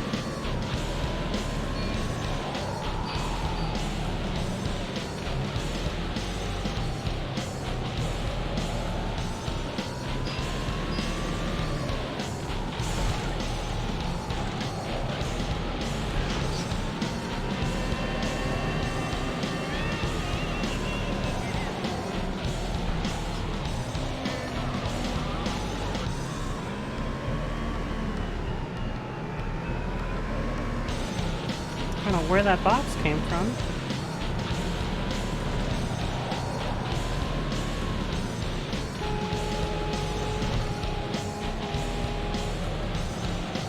Okay, finally made that corner right.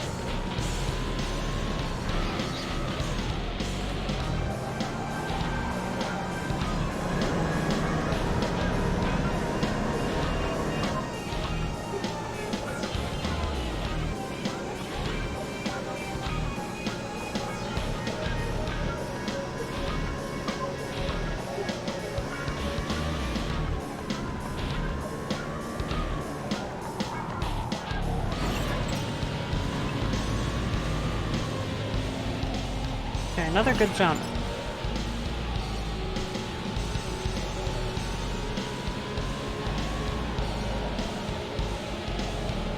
I've had very few mistakes on this lap so far, so that's good.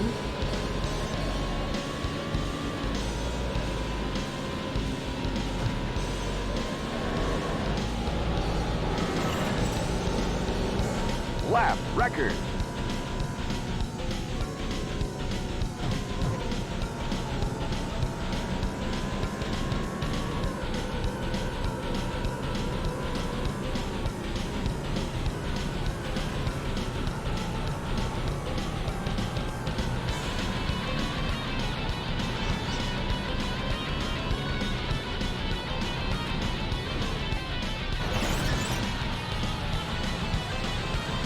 That is such a sensitive jump. This one kind of is too. Good enough.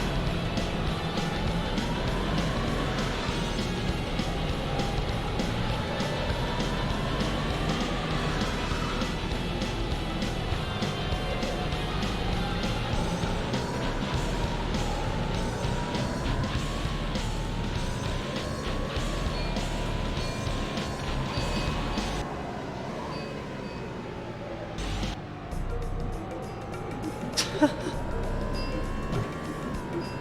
that track be skipping. Sorry, this is one of the games I've had for a really long time, so Not surprised that the disc is having issues. At least it's just the music though.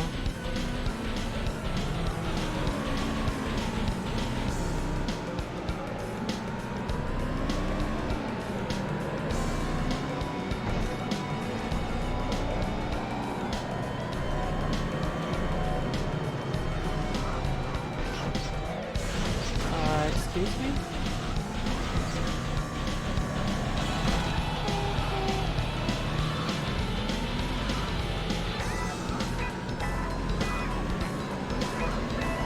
Okay, the crates are out of the way, which is good.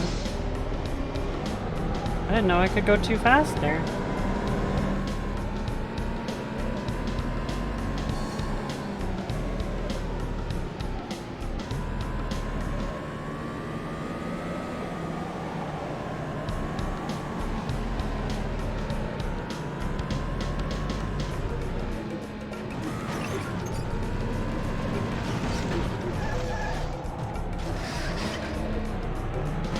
Fine, we'll get some speed here.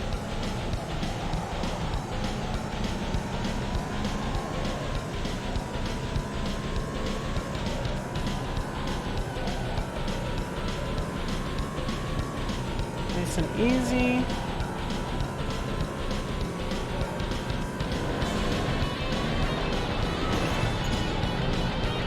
Final lap. Gotta remember, I wouldn't have won on that lap.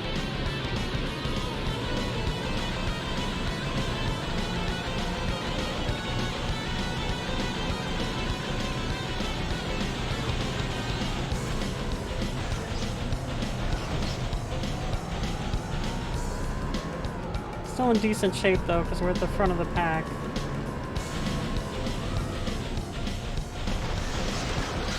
Okay, I spoke too soon.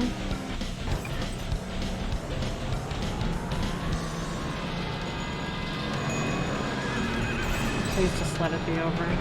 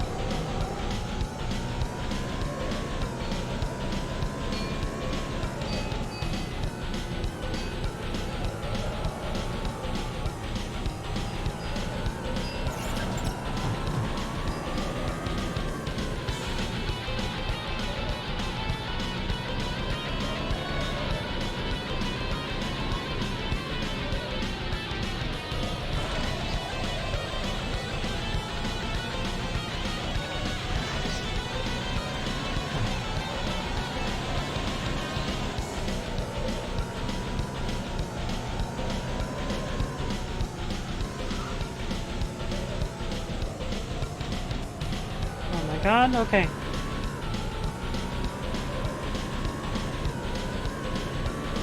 Slow down.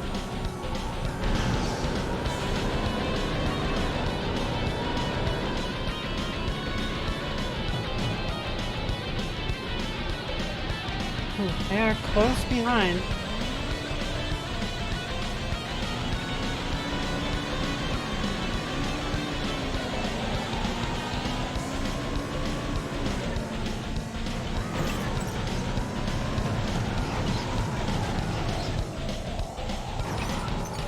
Jump again. Just don't make any mistakes on the way down.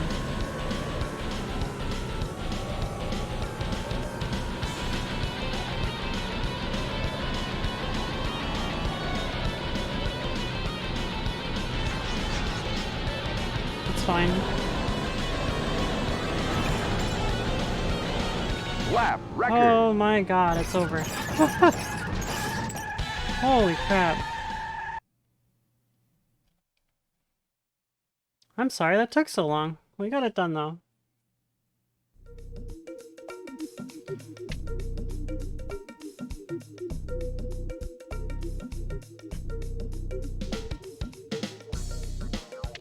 Congratulations. You've got a top time for this.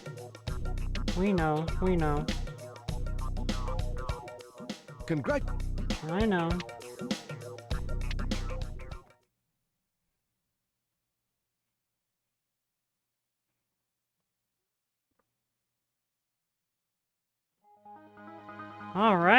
We did it. Knockout time.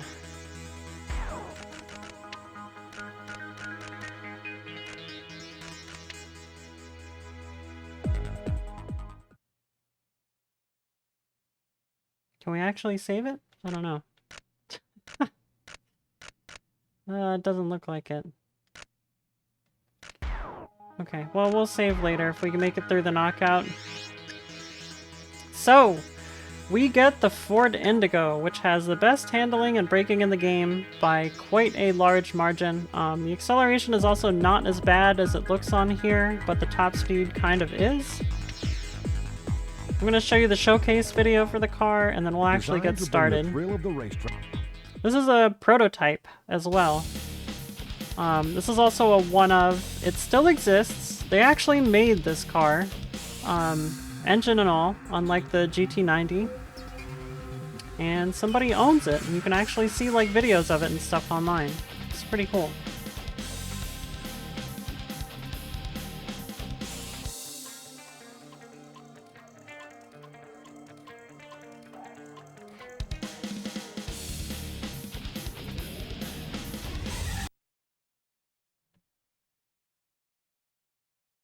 Okay, so knockout, it's 2 laps for every race, and the bottom car gets knocked out. Pretty simple. We're gonna see how that actually ends up playing out. I think the first and second race are gonna be the difficult ones for this car, but every other race in the game is gonna be like a cakewalk because of the handling of this car.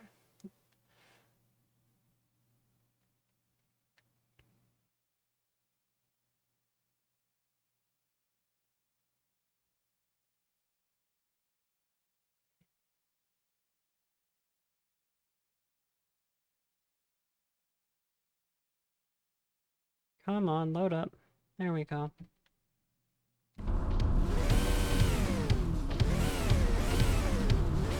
Three, two, one, go!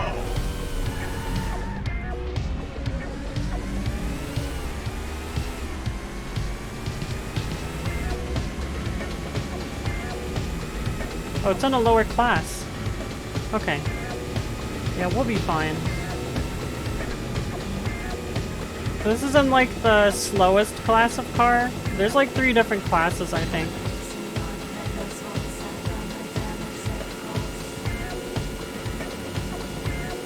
If you want to see the car from the outside, this is what it looks like. Got a big bumper on the front. Which I think looks like that to get around the bumper regulations. Pretty funky. We don't need to win here, we just need to not get last.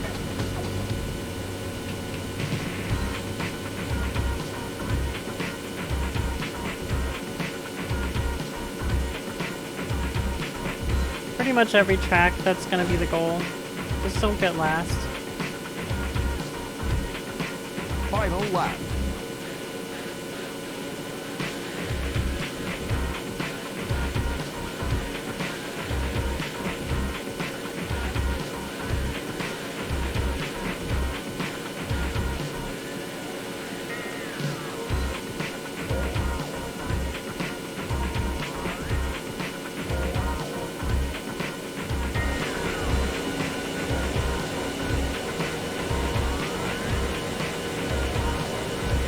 Might actually pass the Jag here. No, not quite.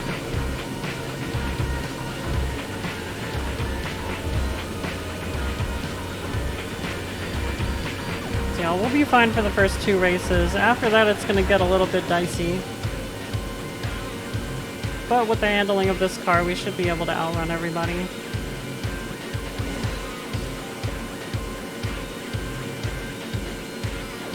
Best lap. Cool. That's 1 down.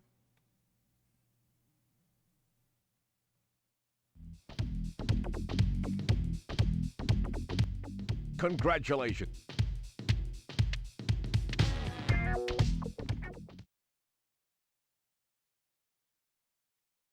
Car do go fast. Hey, Bubby, how are you doing?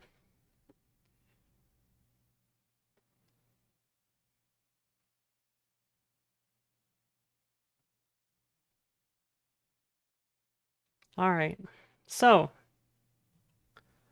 we're back at the Outback. This is the other high-speed track. It's slightly higher speed for slightly longer than the Proving Grounds, so we'll have to see how that works out, but luckily, the beginning is twisty. 3, 2, 1, go!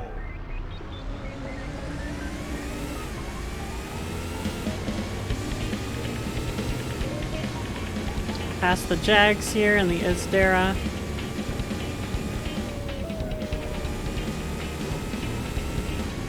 I didn't even need to slow down for this corner. Oh my god, the frame rate?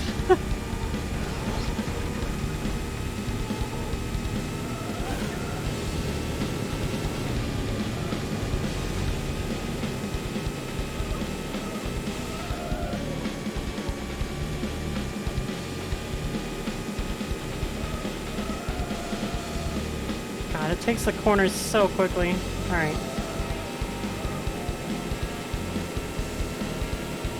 Not gonna break any records, but we're ahead.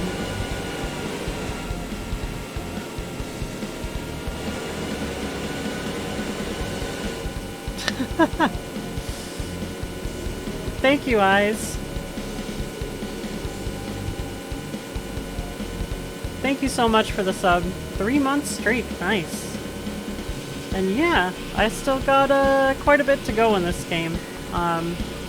Not super long. We gotta finish the knockout, and then I want to show off some more stuff, but after that we'll be done. But that's like another 45 minutes or so, probably.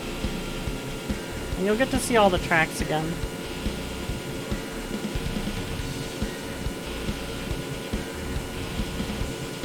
Alright, that's one lap done. Oh, Final lap. we got somebody coming up on me here. You may not pass.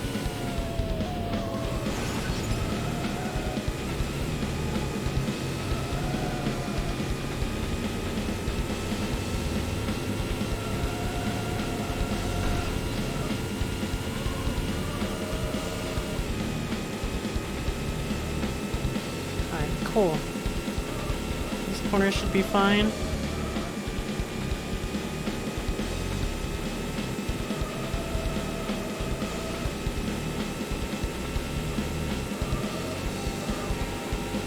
I'm out of here.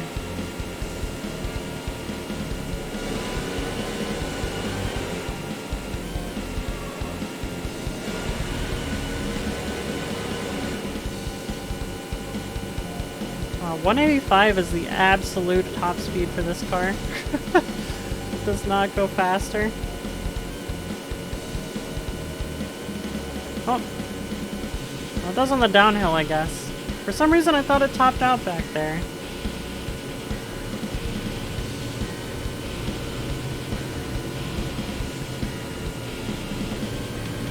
Okay, bye.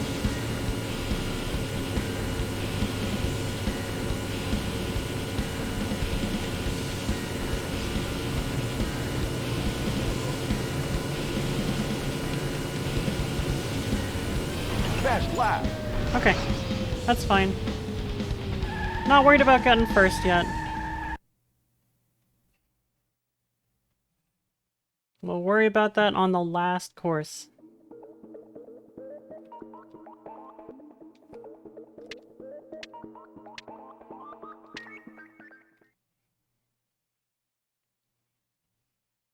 Alright, so now we got the European track. This one's gonna be a little bit tricky, but the handling will help a lot, especially because the corners on this track are almost constant. There's not much full speed section.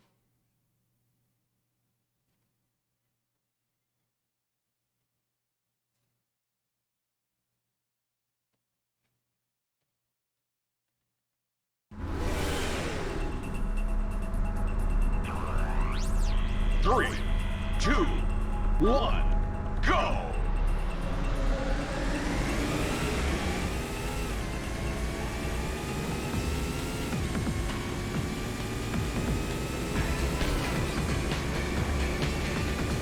good start.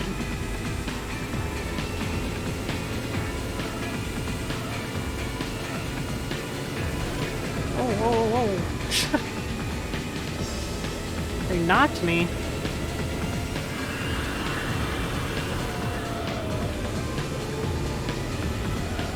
Okay, we're good. Gotta slow down here. Okay, not enough. Need to slow down a little bit earlier there.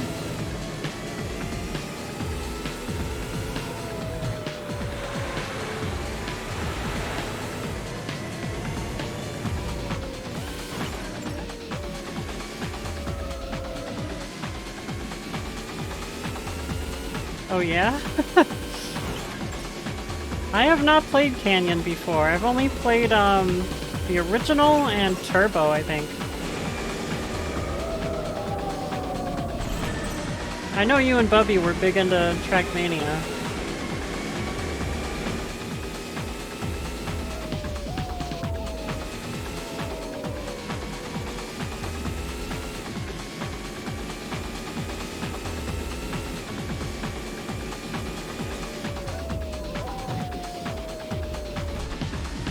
I got distracted by the speedy cat.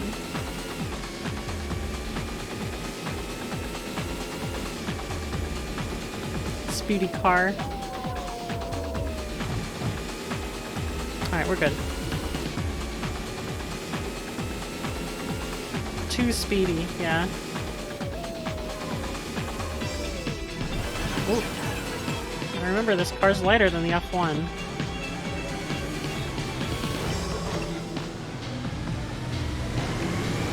That's fine. Gotta not get 6th here. Thanks. Totally intentional.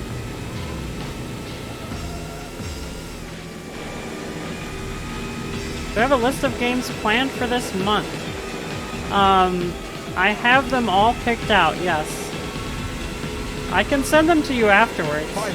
I think I posted like a preliminary screenshot of all the games in Discord like a few weeks ago. But I have added to that and taken out like 1 or 2, I think, so.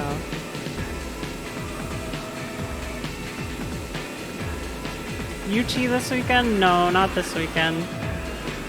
I'm sorry. I gotta fit in all of the PS1 games this month, which is gonna be a challenge.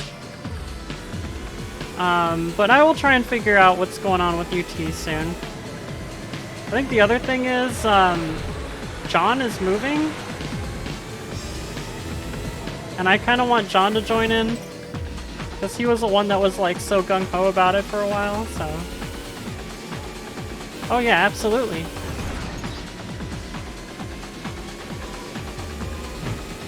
I want everybody to be able to play together. But yeah, we'll get it going again soon, don't worry. Yes, Bubby needs to play too. He keeps avoiding the question every time I ask him, you gonna play UT with us?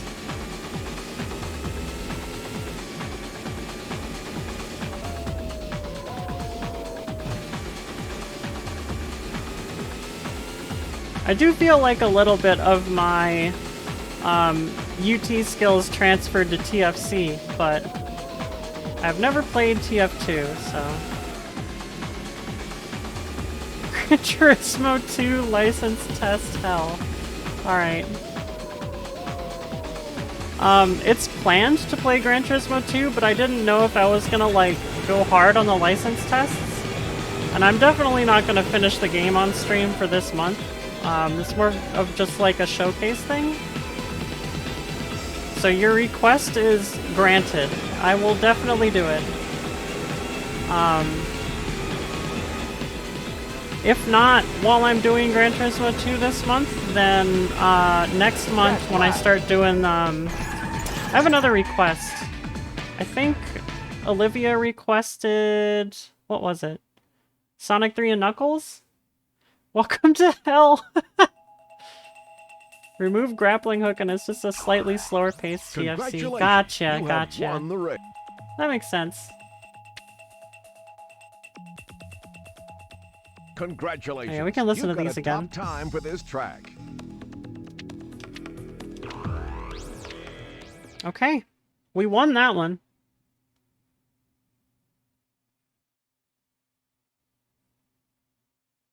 Most classes?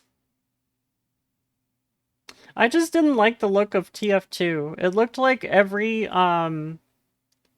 map had the same type of like colors, and I didn't really like that. Maybe it's because I didn't actually play it, but it looked like the 3 or 4 maps that I saw were like all just like kind of a dirty orange color 2, 1, go! with orange and blue. Gotcha.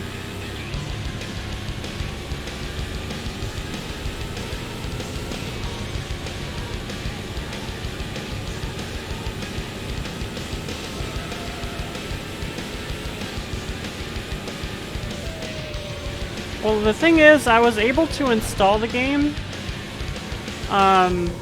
because for some reason Steam said that I owned it.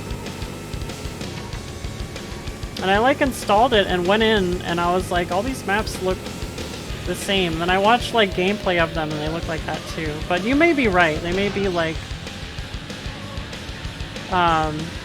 custom maps, because I did watch some YouTube videos around that time. Ah.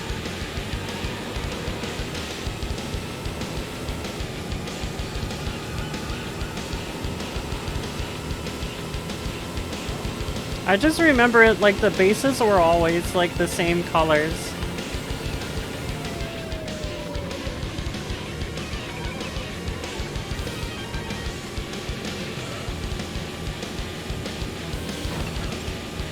I also need to figure out how to set up UT99, because since that has the online patch that got released like what, 2 years ago? I gotta see how that works. See if it's better online than it used to be.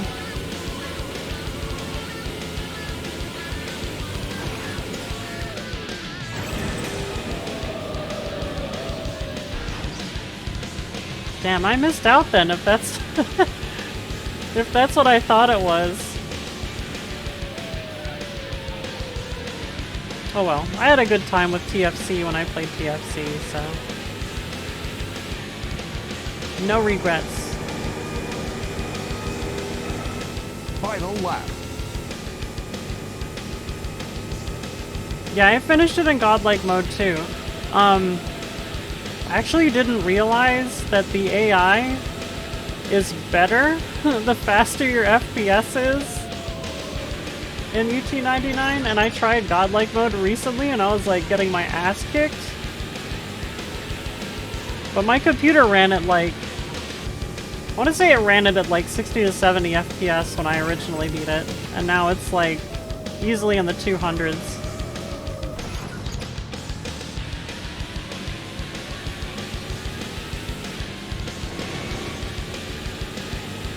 Yeah, it's really fast. UT99 is really fun.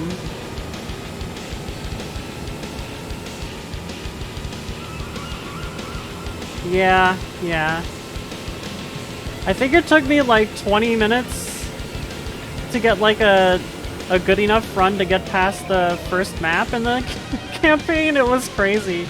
And then like the next 2 maps were fine, and then I got stuck again.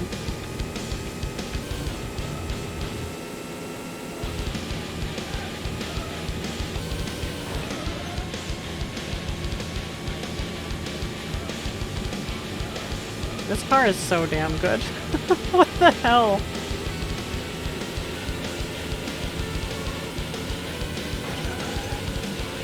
I don't remember this car being like this busted.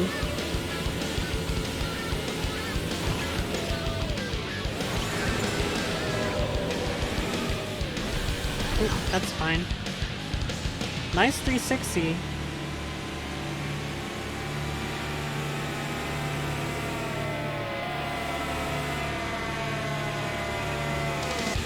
I thought you could command the bots in domination.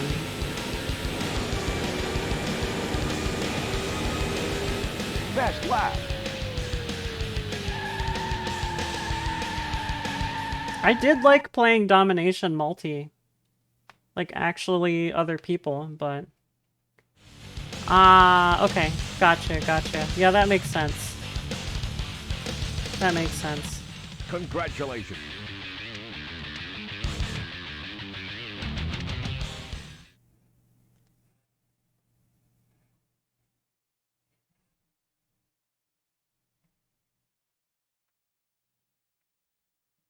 Yeah, when they were making UT4, which I guess never actually came out in the end, they wanted to make it faster than UT04, but not as fast as UT99. It was really interesting how they went through the development process with that. But 99 is really quick. 3, 2, 1, go!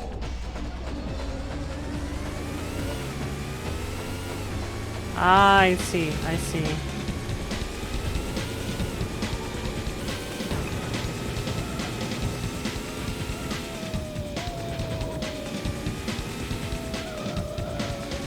Can we do a jump? Let's do a jump.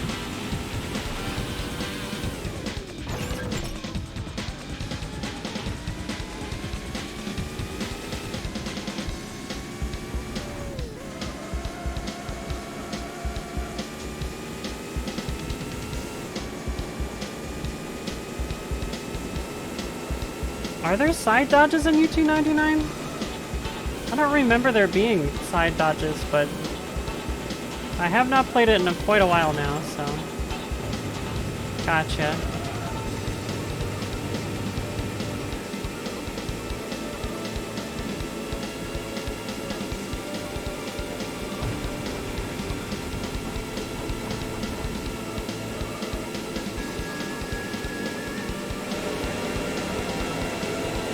I think this at full speed? Oh, I can.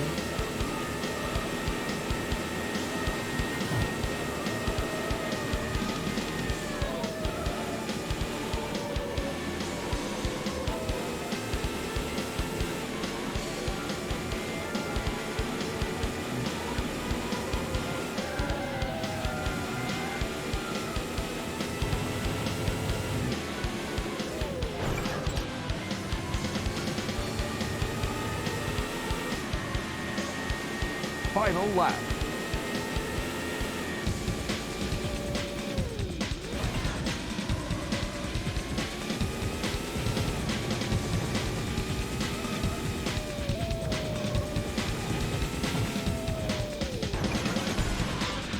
Also, Bubby, just so you know, I've never gotten all golds on the GT1 or GT2 license tests. They are that much harder than GT3 and beyond. Every other game I've managed to get all golds in.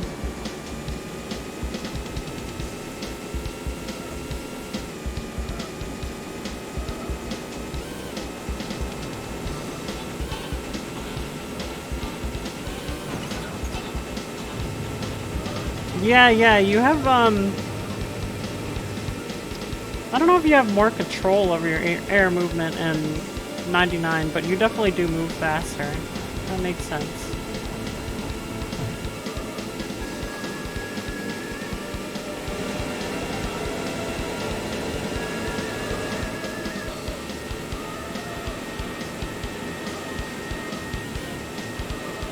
Bubby also probably, would like a lot of the classic maps.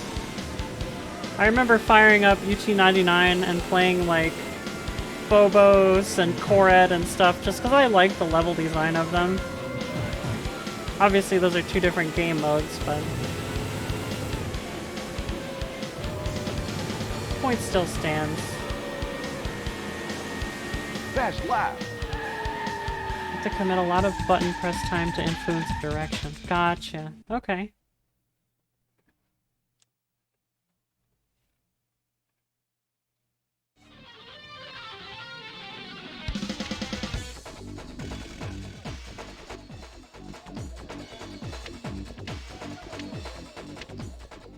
Oh, this is going super fast. We're back on Mystic Peaks.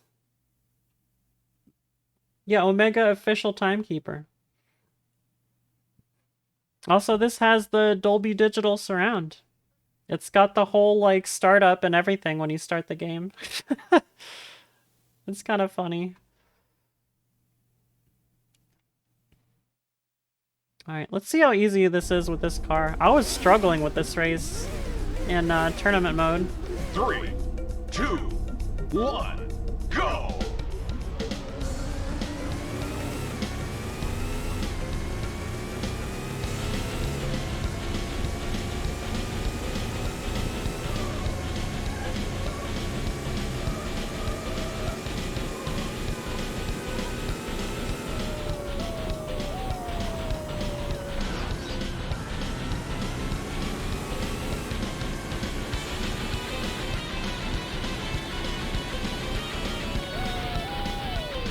Too much.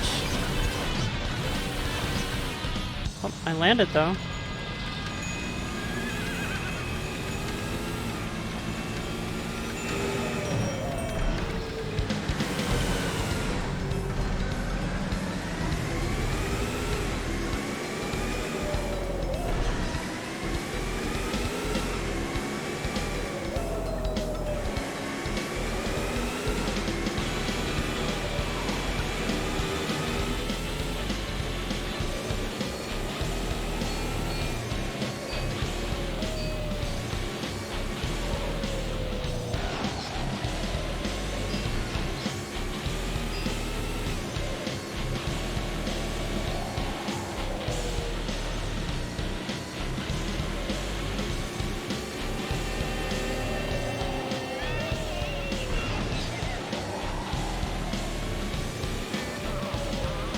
Alright. Yeah, I don't think we'll have any trouble winning here. Just the bonus track we'll have to see about. Oops. I forgot that's a steep drop. Aw, alright. The bonus track isn't really, like, windy. It's very high speed. Which this car isn't particularly good at. So we'll have to see how it pans out.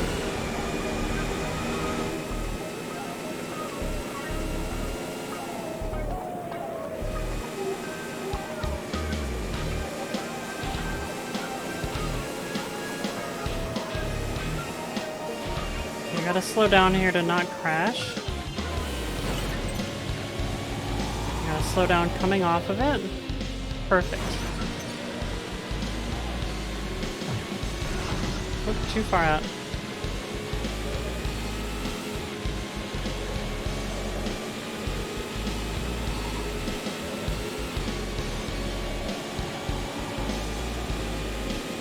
The McLaren's still faster, even though this car is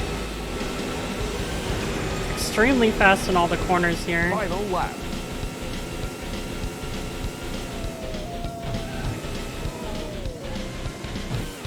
Ooh.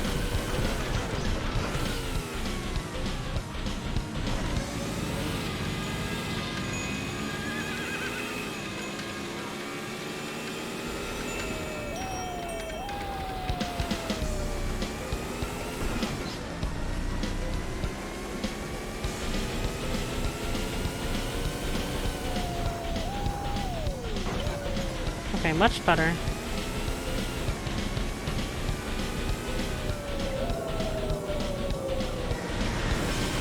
No.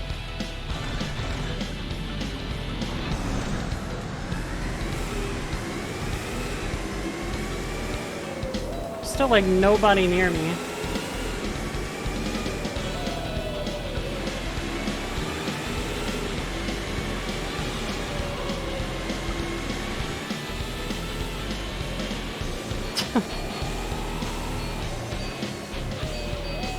This game has weird physics, but it's fine. It's a fun game.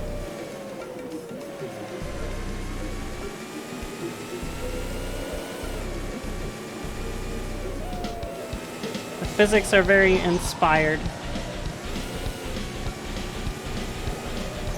Oh.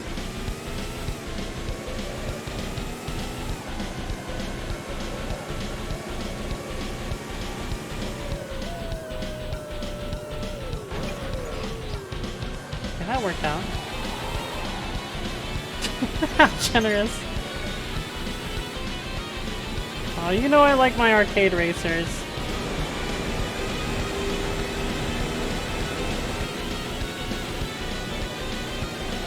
Although, to be fair, this game was trying to be, like, kind of a simulation.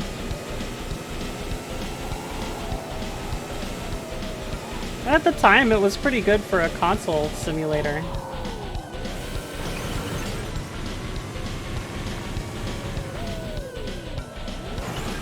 It predates Gran Turismo by, like, at least a year. The only other stuff that was, like, really, like, crazy good were the Monaco GP games for the Genesis. And those were just F1 stuff, so... yeah. Yeah, pretty early PS1, not super early. Best lap.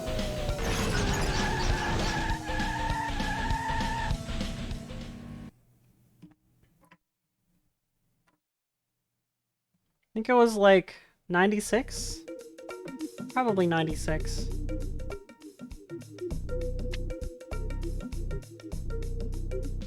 Congratulations! I do think that, the first game in this series, The Need for Speed, Road and Track Presents, is a better simulation racing game than this one. But I do think this game is a little more fun to play. Really? 1997, okay.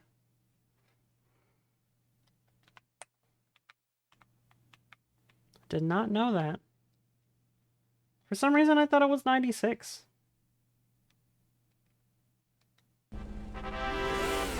Alright. Bonus track. 3, 2, 1, go!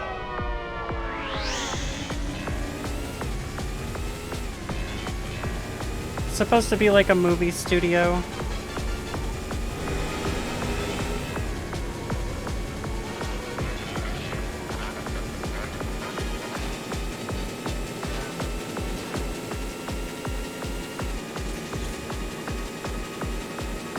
That's fair.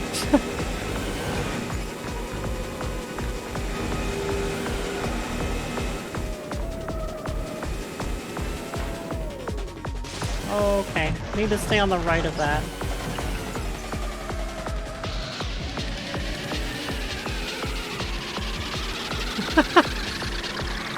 Yeah, I really enjoyed like the verticality of the courses in this game, but like it means you have to take like really crazy lines on some corners because of it. Because of the way the corner is profiled.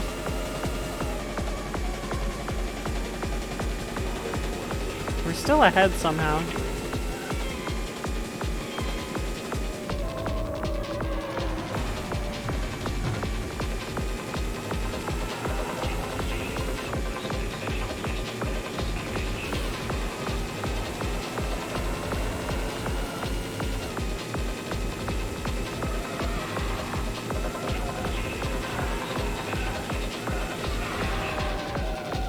Okay, that's a corner I need to slow down for. They're back there. They're right there.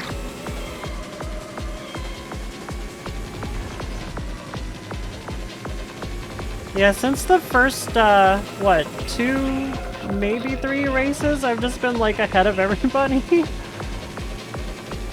Which, I mean, I'm not gonna complain about.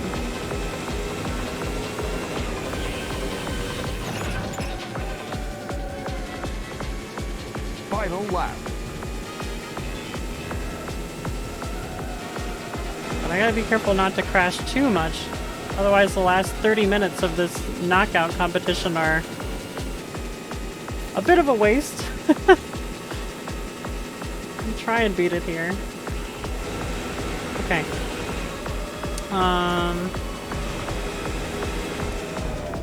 Okay, stay on the right. There we go.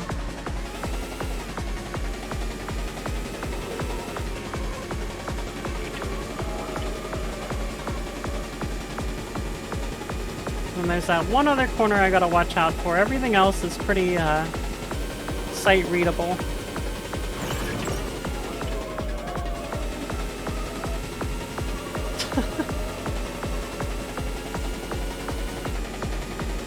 Alright. Okay, so this corner is a bit tight, but not too bad.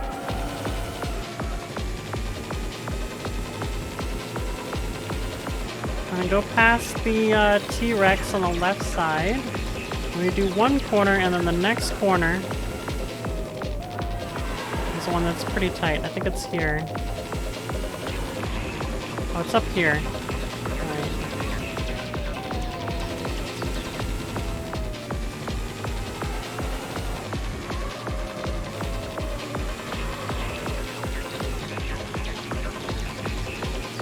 Alright, we got this. I think that's it. Ooh.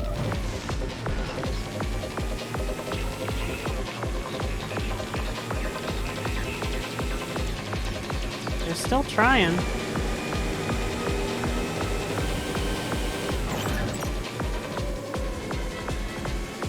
Lap record. Oh, okay.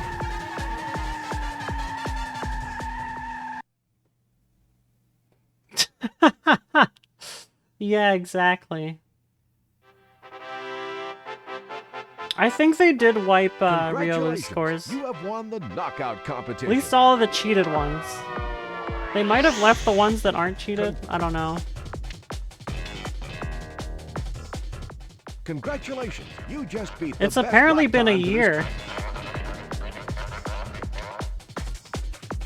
And he never came back. He never, like, said anything about it.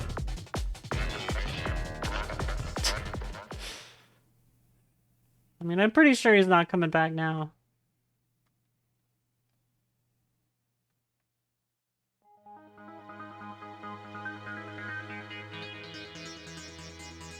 Yeah, I mean, that's gotta be pretty shitty.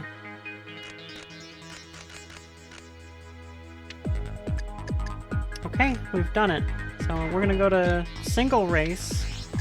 I'm gonna show off some stuff here. We can do Outback, I think. I think Outback has traffic. It's been a while since I've actually checked.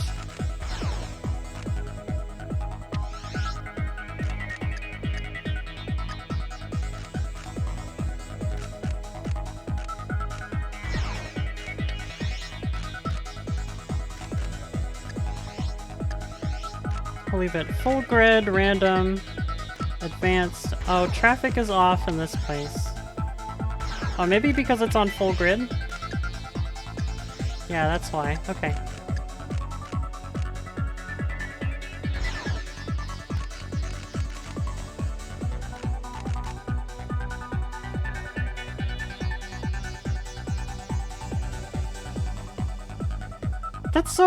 It's so interesting. And when I lived in the Midwest, they had like fireworks constantly all around July 4th. Here, they only set them off on July 4th. Obviously there's like fireworks stuff that happens the weekend of July 4th, but we're not like close enough to any of them to hear them, and a lot of them still do it on the weekday, if it's a weekday.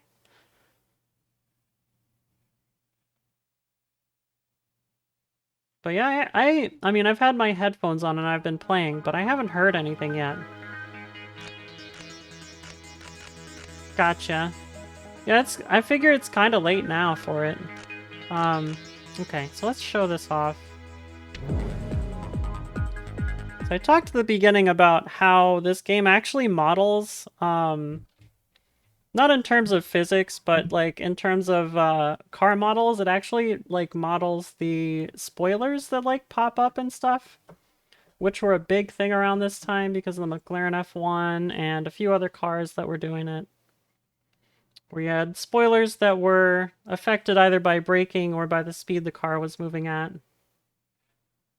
Red, white, and boom. Oh my god.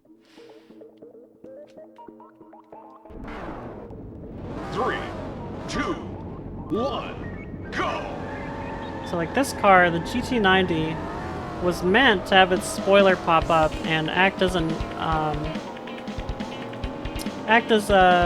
downforce enabler.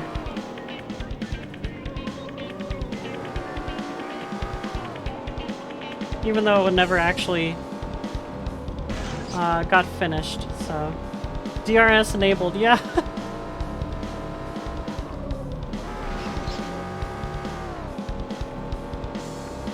It's like when every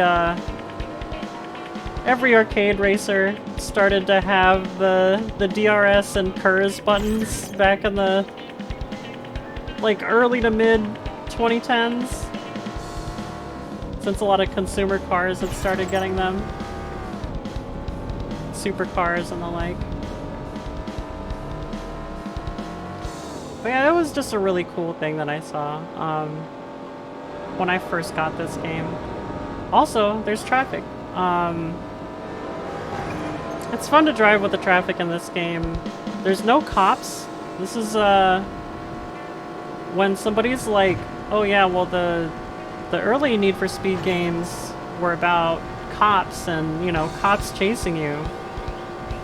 I'm always like, okay, but honestly, only like half the games did that, and the whole point of the original series was to pick up a car that cost like $300,000 and be able to drive it as somebody that would never have that kind of money, versus getting into like Final lap. your mom's 180SX or whatever, you know?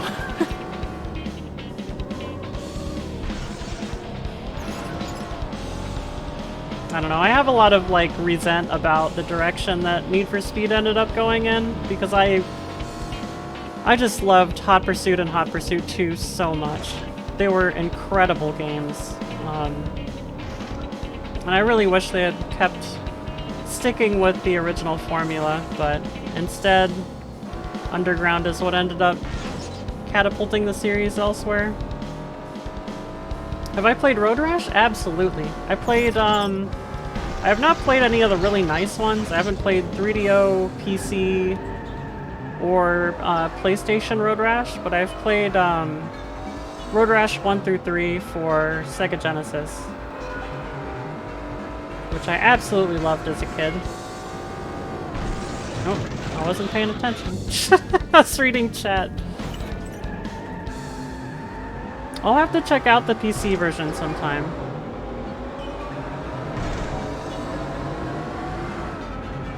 I honestly don't know how it would work with like the... what is it? Rotoscoping? I don't know if it's rotoscoping. It's like rasterized images, right? Rather than pixelated. Does GOG have a working copy? I don't know.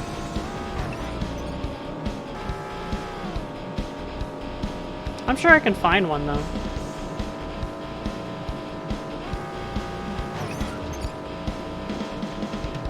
God knows if EA has any stake in Road Rash. I don't know if I want to give them money for that.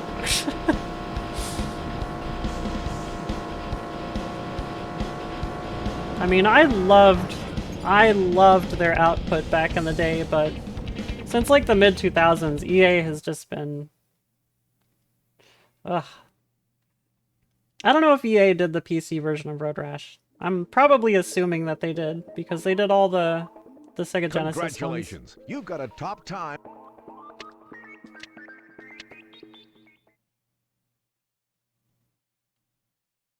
Alright, I'll show off two more things here, and then I guess I'll finish up. So let's go... I'm gonna put in a password.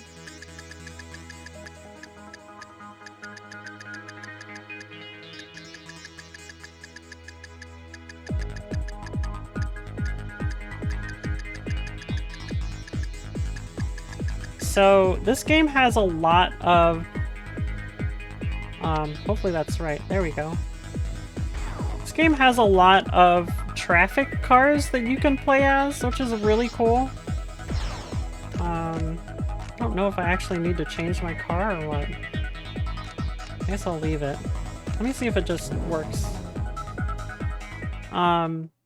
There are a ton of traffic cars in the game that you can use through passwords. And it's really cool to just test them all out because they have like their own stats. So they have like different top speeds and acceleration and handling and all that. You can't see it on the stats screen where I was just at, but they do have different stats, so it's fun to mess around with it.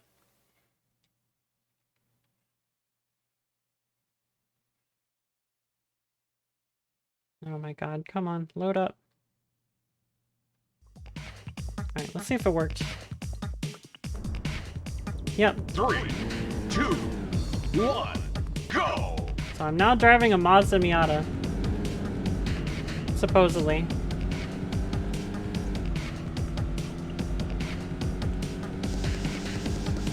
I mean, it looks pretty close.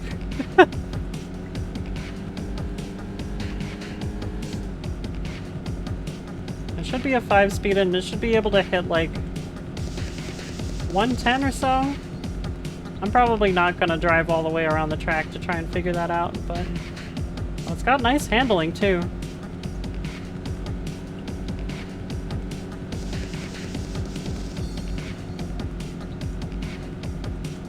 But yeah, there's a lot of fun cars. There's like M3s and stuff that you can drive if you want to. Even though they're not officially in the game, it's pretty clear what they were modeled after.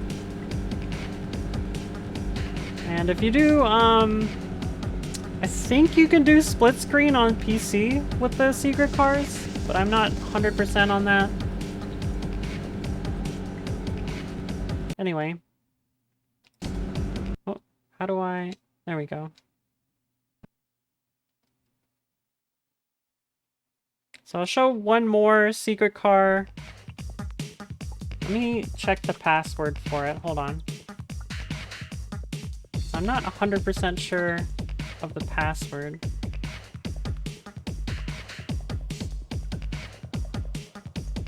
Let's go to...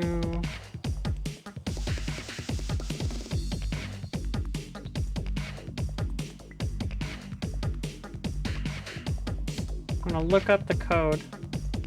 So give me a second. Nothing on GOG. I'll find it, don't worry. I'll find it and try it out.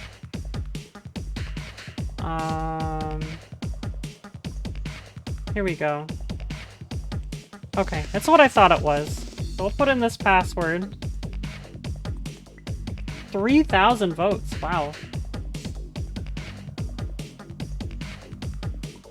Yeah, I'll find a torrent or something of it.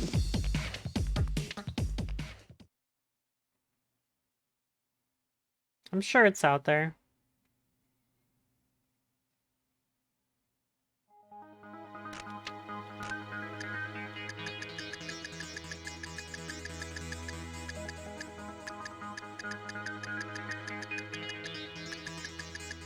So you remember that big dinosaur that we saw? Well, you can drive that. If you so choose. We're gonna leave that. We're gonna go to here. Oh, no. There we go. I'm gonna turn off our opponent. Turn off traffic.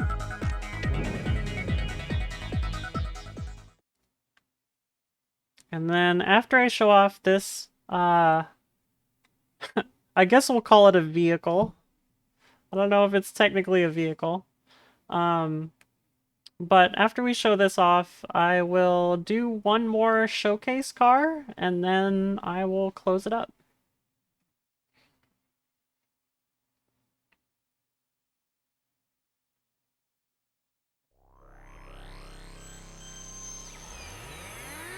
Oh yeah. 3, Here we go. 2, 1, go!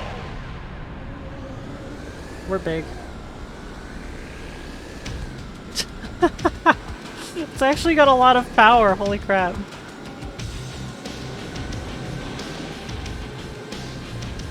So yeah, a lot of the stuff you can see on the side of the road, like crates and stagecoaches and the T-Rex, you can actually drive. very silly.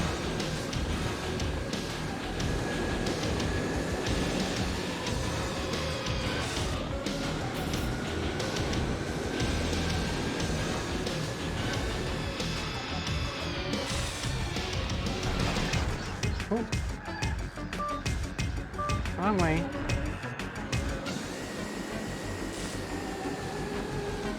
I kind of want to intentionally try and knock it over, but I think it's going to be hard to do.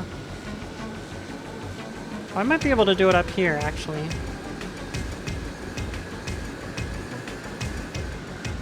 I don't know if I'm going to be going fast enough. Oh, there we go. It's so good. Okay. Alright, so let's show off one more car showcase. I know I didn't show them all in this playthrough, but I wanted to give you kind of a good idea of how the actual game flow works and, you know, how to deal with the physics and things like that. And this game just has so much, like, I don't want to call it, like, background content, but it's got a lot of, like, lore stuff, if you want to call it that. Let's do the Cala. So go to the showcase.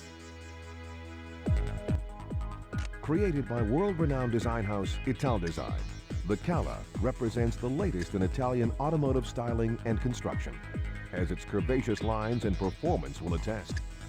Italdesign's prototype Cala features a strong carbon fiber body, an experimental aluminum chassis, and a removable Targa roof for open-air driving. Powered. Take a look at the pictures here. I'm like, I don't know if I'd say I'm really sad. I'm upset that this car didn't actually end up being released. I know it got turned into the Gallardo, but I wish it had released like this, because it's a very, like, very stylish car. Yeah, it's curvaceous for sure. It was supposed to be Lamborghini's next, I don't want to say next, like, top bill supercar. It was supposed to be, like, the next one down, but very cool. Created by we could go in the history and listen to the history if you want to. Italdesign, an independent, world-class design studio started in 1968 by award-winning designer Giorgetto Giugiaro and his partner Aldo Mantovani, has created over 80 production car the Nazca C2 the world's best-known manufacturer. Is actually, you can drive it in the PC special edition of this game. And it's also in Need for Speed 3 Hot Pursuit. So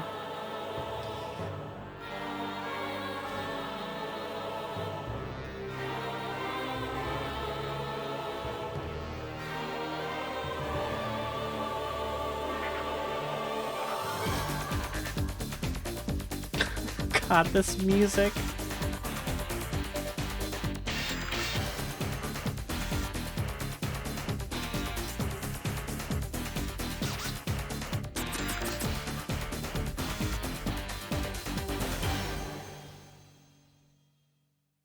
So cool. I miss Need for Speed games like this. I really wish they would, like, remaster the first few games, or like remake Hot Pursuit 2 or something, but I don't think they're gonna do it at this point. I think it's just too far in the past for them, which sucks, but what can you do? Alright, so that was Need for Speed 2.